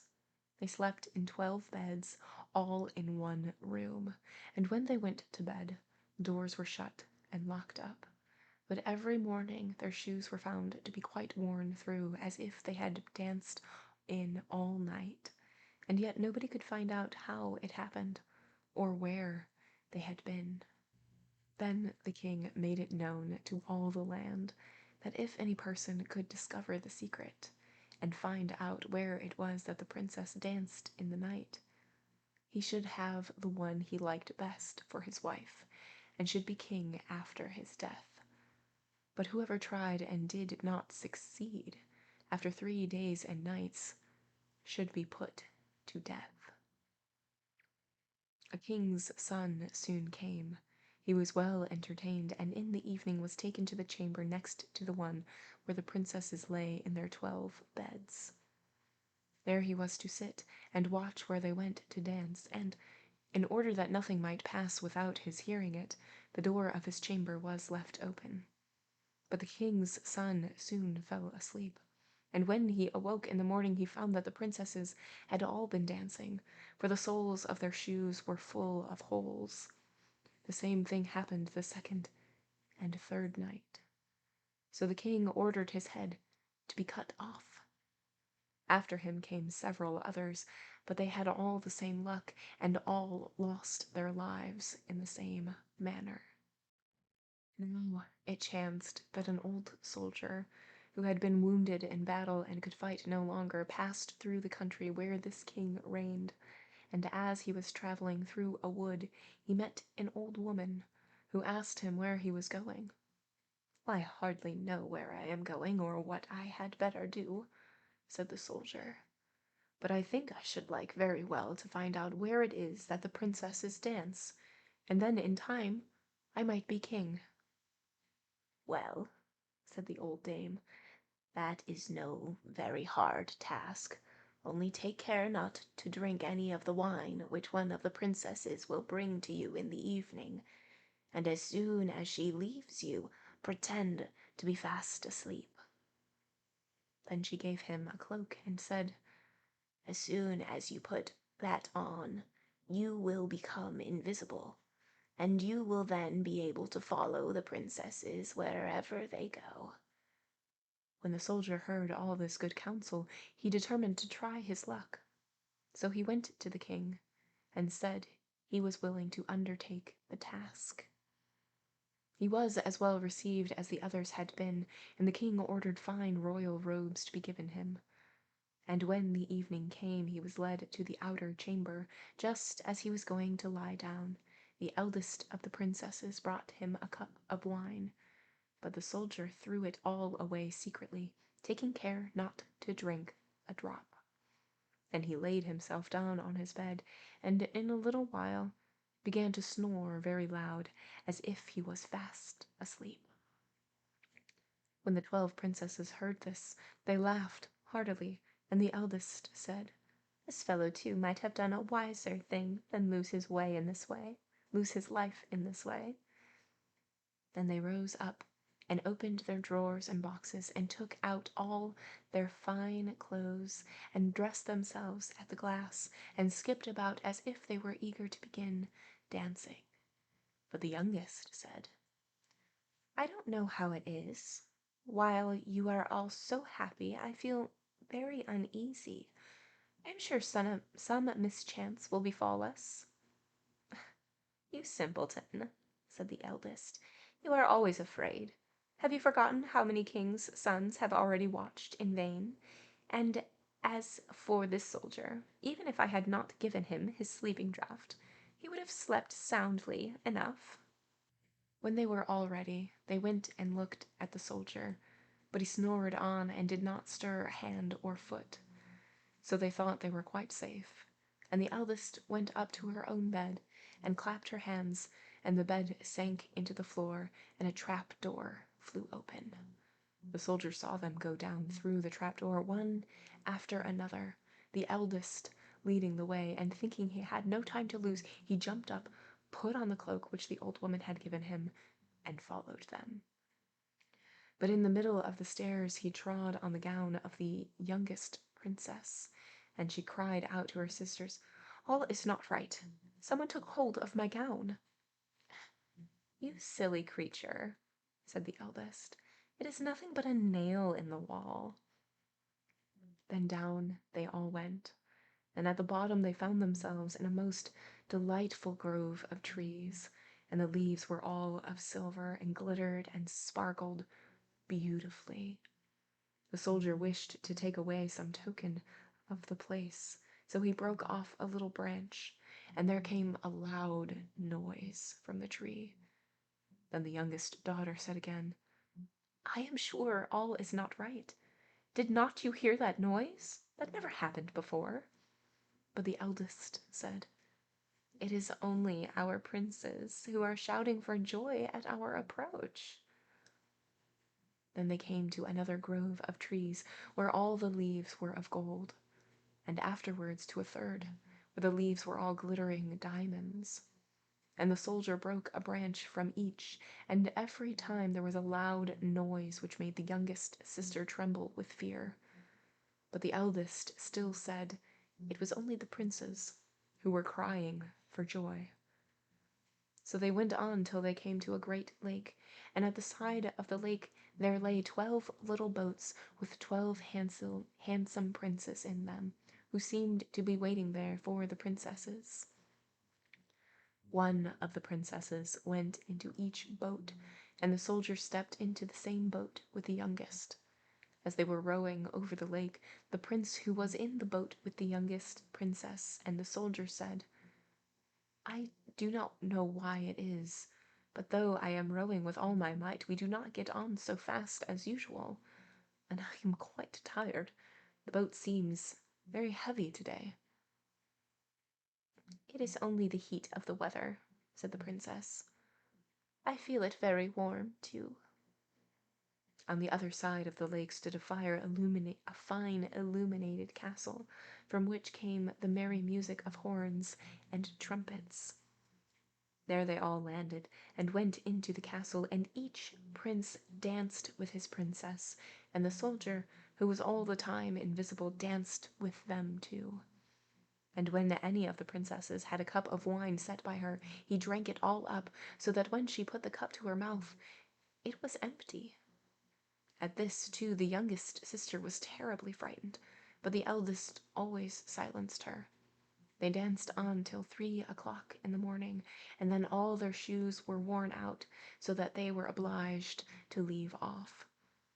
The princes rowed them back again over the lake, but this time the soldier placed himself in the boat with the eldest princess, and on the opposite shore they took leave of each other, the princesses promising to come again the next day. When they came to the stairs, the soldier ran on before the princesses and laid himself down, and as the 12 sisters slowly came up, very much tired, they heard him snoring in his bed. So they said, "Not all is quite safe." Then they undressed themselves, put away their fine clothes, pulled off their shoes, and went to bed. In the morning the soldier said nothing about what had happened, but determined to see more of this strange adventure, and went again the second and third night. And everything happened just as before. The princesses danced each time till their shoes were worn to pieces, and then returned home. However, On the third night, the soldier carried away one of the golden cups as a token of where he had been. As soon as the time came when he was to declare the secret, he was taken before the king with the 3 branches and the golden cup, and the 12 princesses stood listening behind the door to hear what he would say. And when the king asked him, "Where do my 12 daughters dance at night?"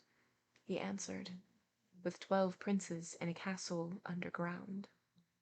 And when he told the king all that had happened, and showed him the 3 branches and the golden cup which he had brought him, then the king called for the princesses, and asked him whether what the soldier said was true.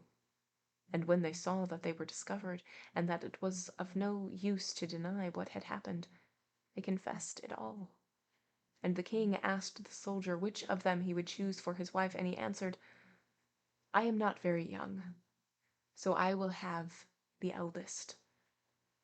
And they were married that very day, and the soldier was chosen to be the king's heir. The end. All right, so we have a king who has 12 princesses, and each night they go dancing, and nobody knows where they go. But they know that they go dancing because their shoes are worn in the next morning, every time, every time, every time, every time. So the king has said, if there is somebody who can find out where they go dancing, they will have the pick of whichever of my daughters they want, and they will be the king next in line. And many have tried, and many have failed. And this one guy, I don't even think he has a name, but this one dude strolls in after having already talked to a woman who said, "I know what you need to do. One of the daughters is going to bring you a cup of wine. Don't you dare drink it, you fool. But pretend to go to sleep. And when when they leave, put this cloak on, it will make you invisible, and then follow them." And so he does all of this. And the old eldest princess is like, "What a moron." And so they do something, I don't know, but their bed moves and these staircases appear underneath the bed. And so they go down, and the guy in his cloak follows after. And the youngest daughter is the one that's at the end, and she hears several times and feels that something is wrong and is like, "Hey, this isn't right." And the eldest is like, "Oh, you absolute simpleton. Nobody has ever found us." And what he's already sleeping, of course not. Also, if the prince or whoever is not able to figure out where the princesses go on the third day, he will be killed. So, motive. Um, or motivation rather.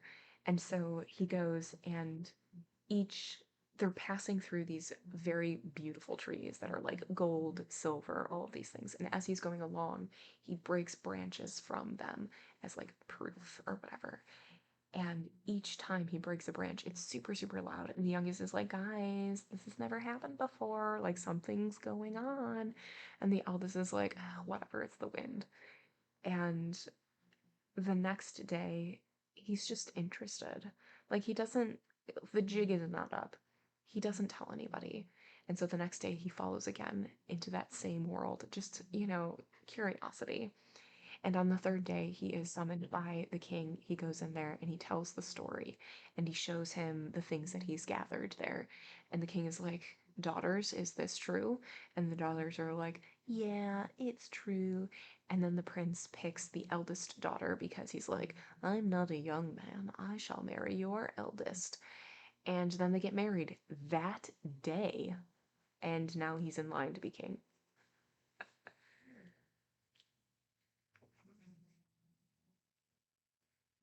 Oh, this is one of our longest ones.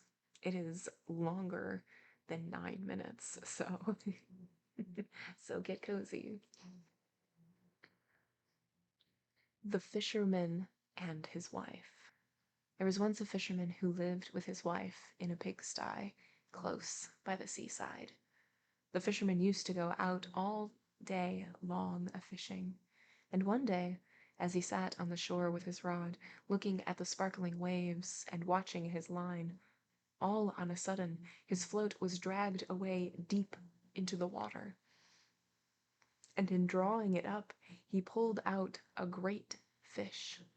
But the fish said, "Pray, let me live. I am not a real fish. I am an enchanted prince. Put me in the water again, and let me go." "Oh," said the man, "you need not make so many words about the matter. I will have nothing to do with a fish that can talk. So swim away, sir, as soon as you please." Then he put him back into the water, and the fish darted straight down to the bottom and left a long streak of blood behind him on the wave. When the fisherman went home to his wife in the pigsty, he told her how he had caught a great fish, and how it had told him it was an enchanted prince, and how, on hearing it speak, he had let it go again. "Did not you ask it for anything?" said the wife. "We live very wretchedly here, in this nasty, dirty pigsty. Do go back and tell the fish we want a snug little cottage."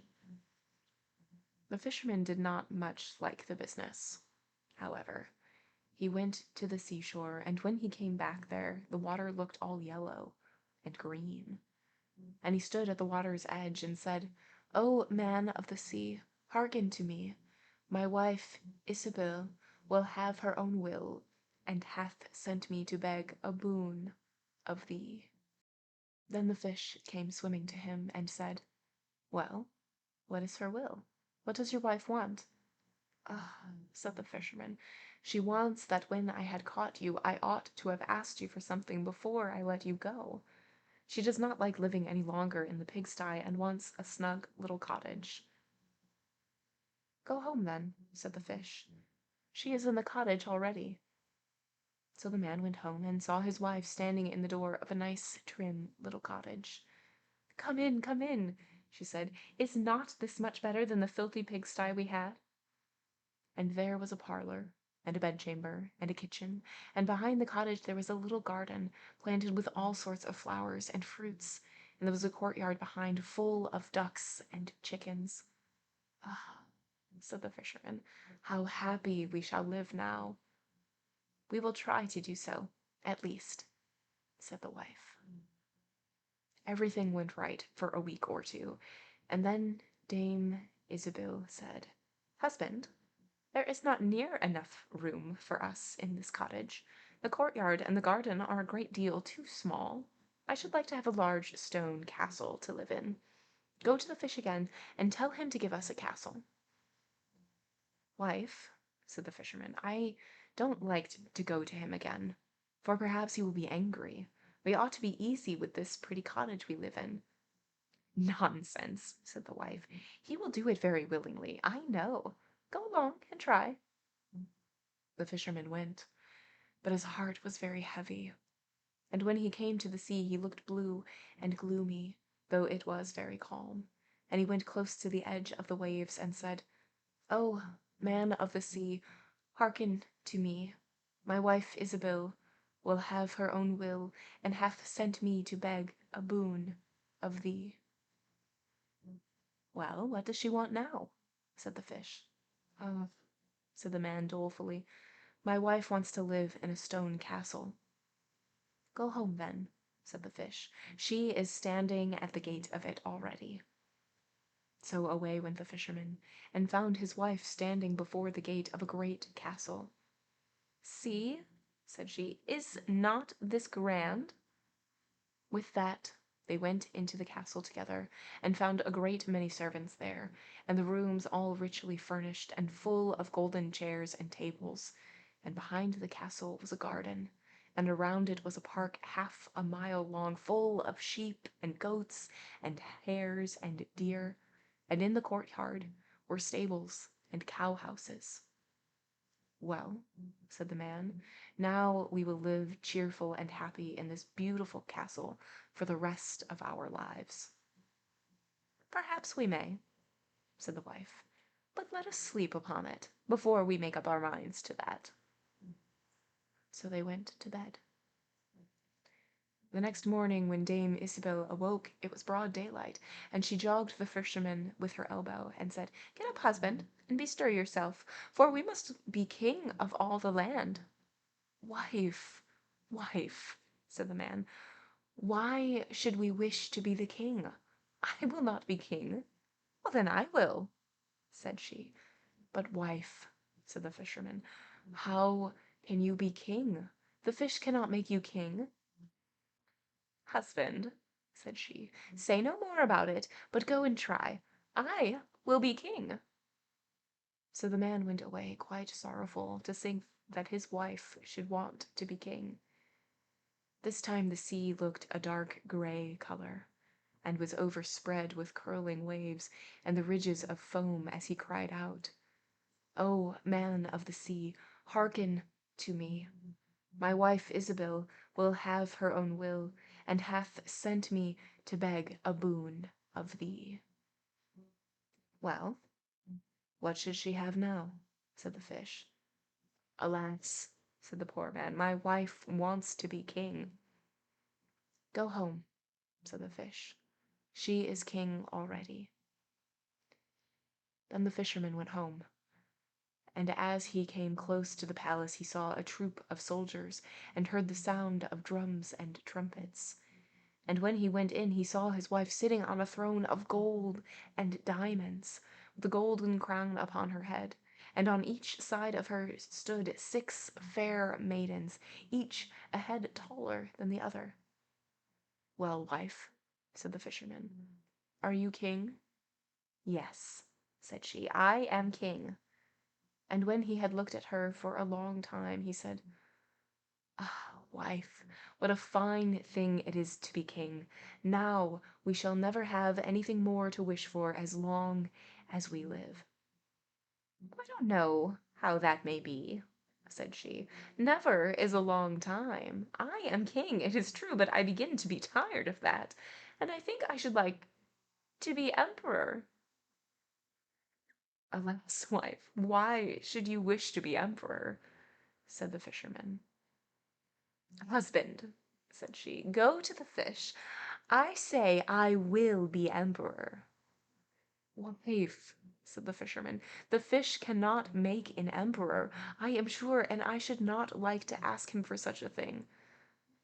"I am king," said Isabel, "and you are my slave. So go at once." So the fisherman was forced to go, and he muttered as he went along, "This will come to no good. It is too much to ask. The fish will be tired at last, and then we shall be sorry for what we have done."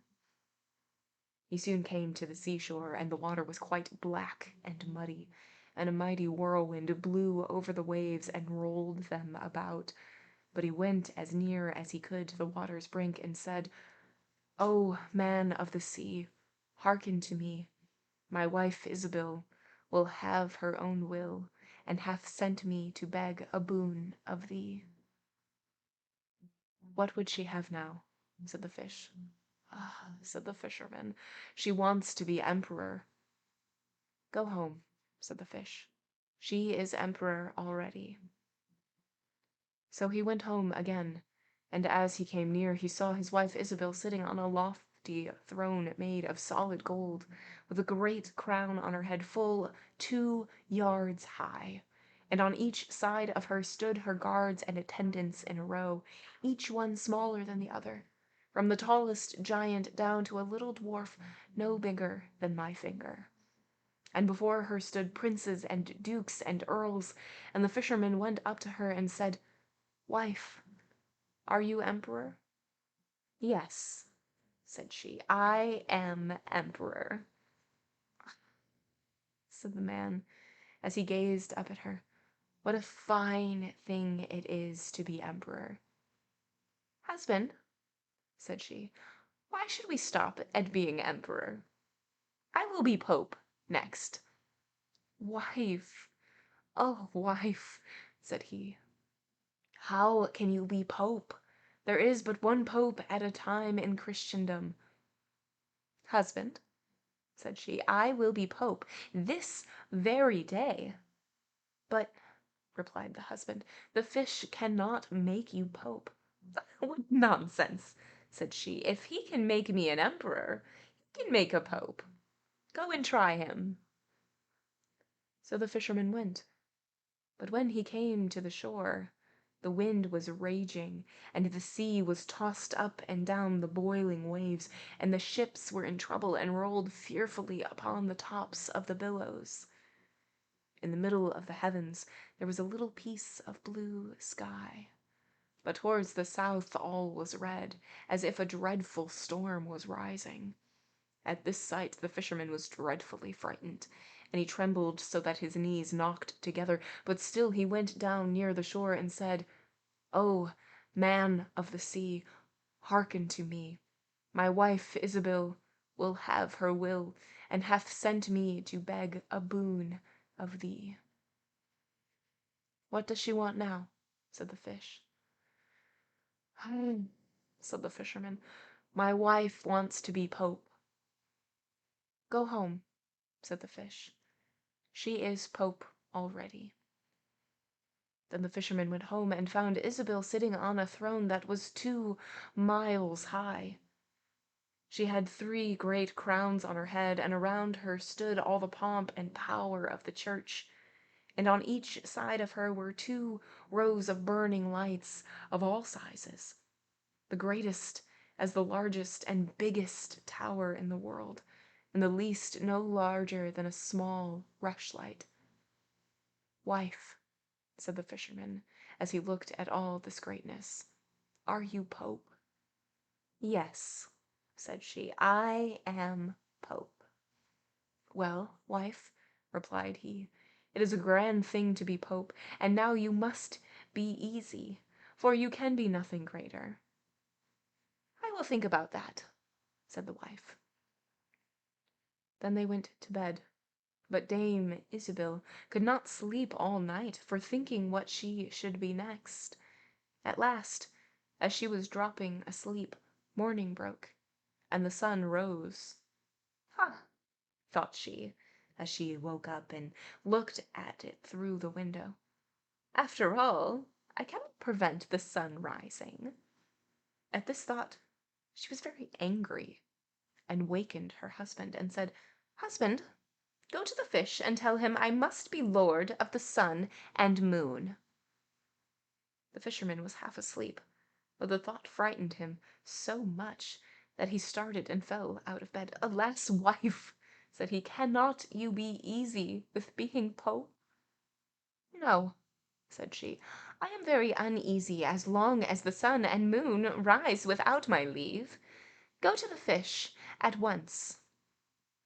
Then the man went shivering with fear, and as he was going down to the shore a dreadful storm arose, so that the trees and the very rocks shook, and all the heavens became black with stormy clouds, and the lightnings played, and the thunders rolled, and you might have seen in the sea great black waves swelling up like mountains with crowns of white foam upon their heads.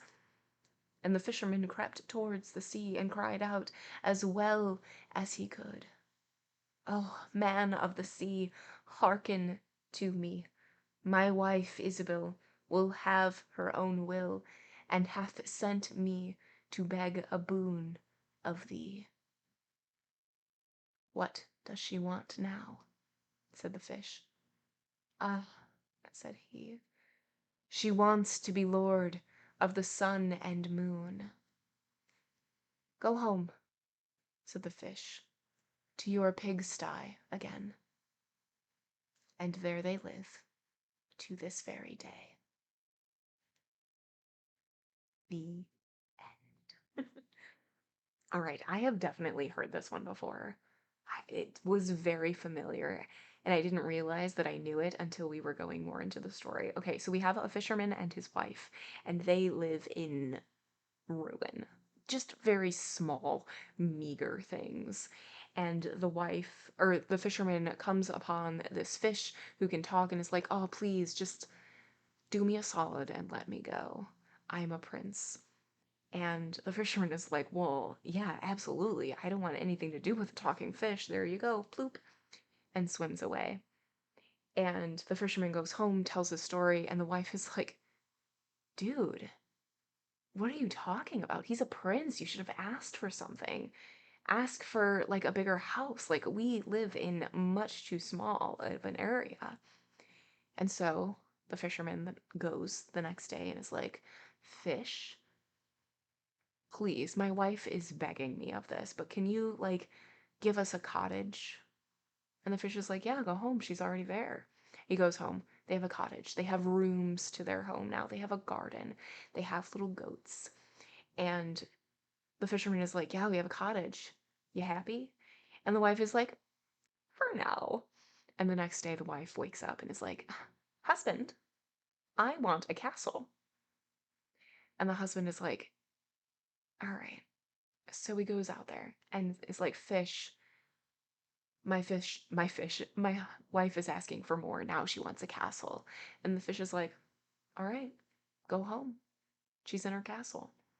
And so he goes home and there is indeed a castle. And the wife is just like, oh my God, we have a castle. And they have, she's sitting in this really nice castle.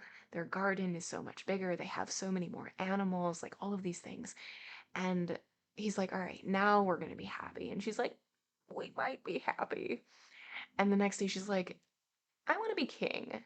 We should be king. And the fisherman's like, I don't want to be king. And she's like, make me king. And the fisherman is like, all right, I don't think he can make you a king. And she's like, of course he can. Go on. So he goes to the fish. It's like, fish, my wife wants to be king. And the fish is like, all right, your wife is king. And so he goes home. And sure enough, wife is king. She has a crown. She's got servants. She's got maidens, all of these things. And he's like, all right, wife, you're king. Isn't this great? And she's like, yeah, it's all right. Um, I I want to be pope. No, I want to be emperor. I want to be emperor. And the fisherman's like, I can't make you emperor. And she's like, he made me a king. Definitely can make me emperor.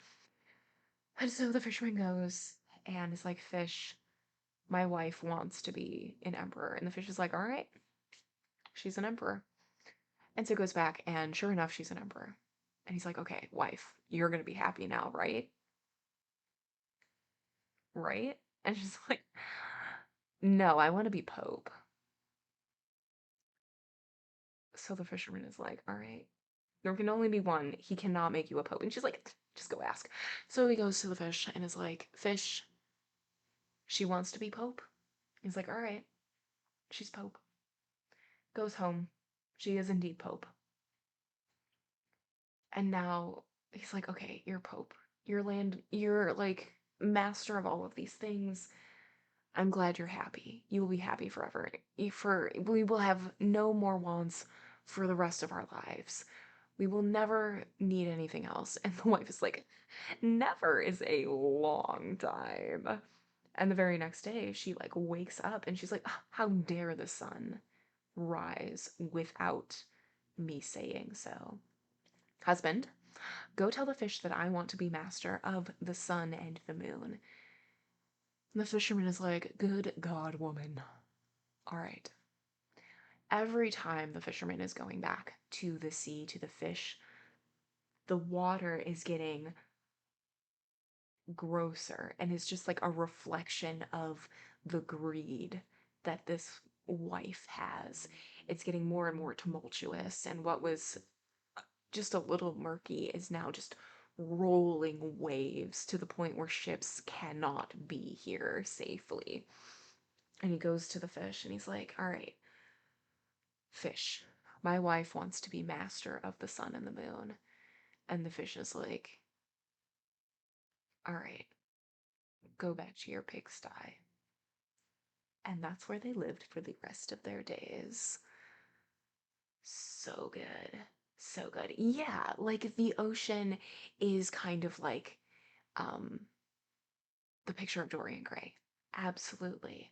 And that the portrait is showing all of the negative and greed and meanness while the exterior or the person or the actual like dwelling is getting more and more grand. Yeah, that is a great comparison. Absolutely, absolutely. I know, it is interesting that the fisherman didn't. I mean, the fisherman was, content with just the cottage, was like, yeah, we can definitely live here. This is great. And was probably content with just the pigsty. Like, he didn't really seem to be bothered, at least from what, like, we know. Interesting, interesting. Fisherman was content with just saving the fish and doing the right thing. Exactly. Was like, yeah, fish, you're right. I, you're a prince. I have no needs for a talking fish. There you go. Enjoy.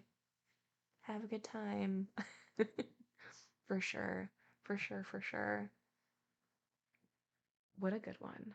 And what a good one to end on, because that's time for today. Excellent. Yeah, I super love this. This is fun. This is fun. But yeah, thank you all for being here. I really enjoyed it. I really, really enjoyed it. It was a pleasure as always. Whether you lurk, whether you chat, I 1000% appreciate you. I 1000% appreciate your support. If I don't see you next time, I hope to see you very soon. Goodbye.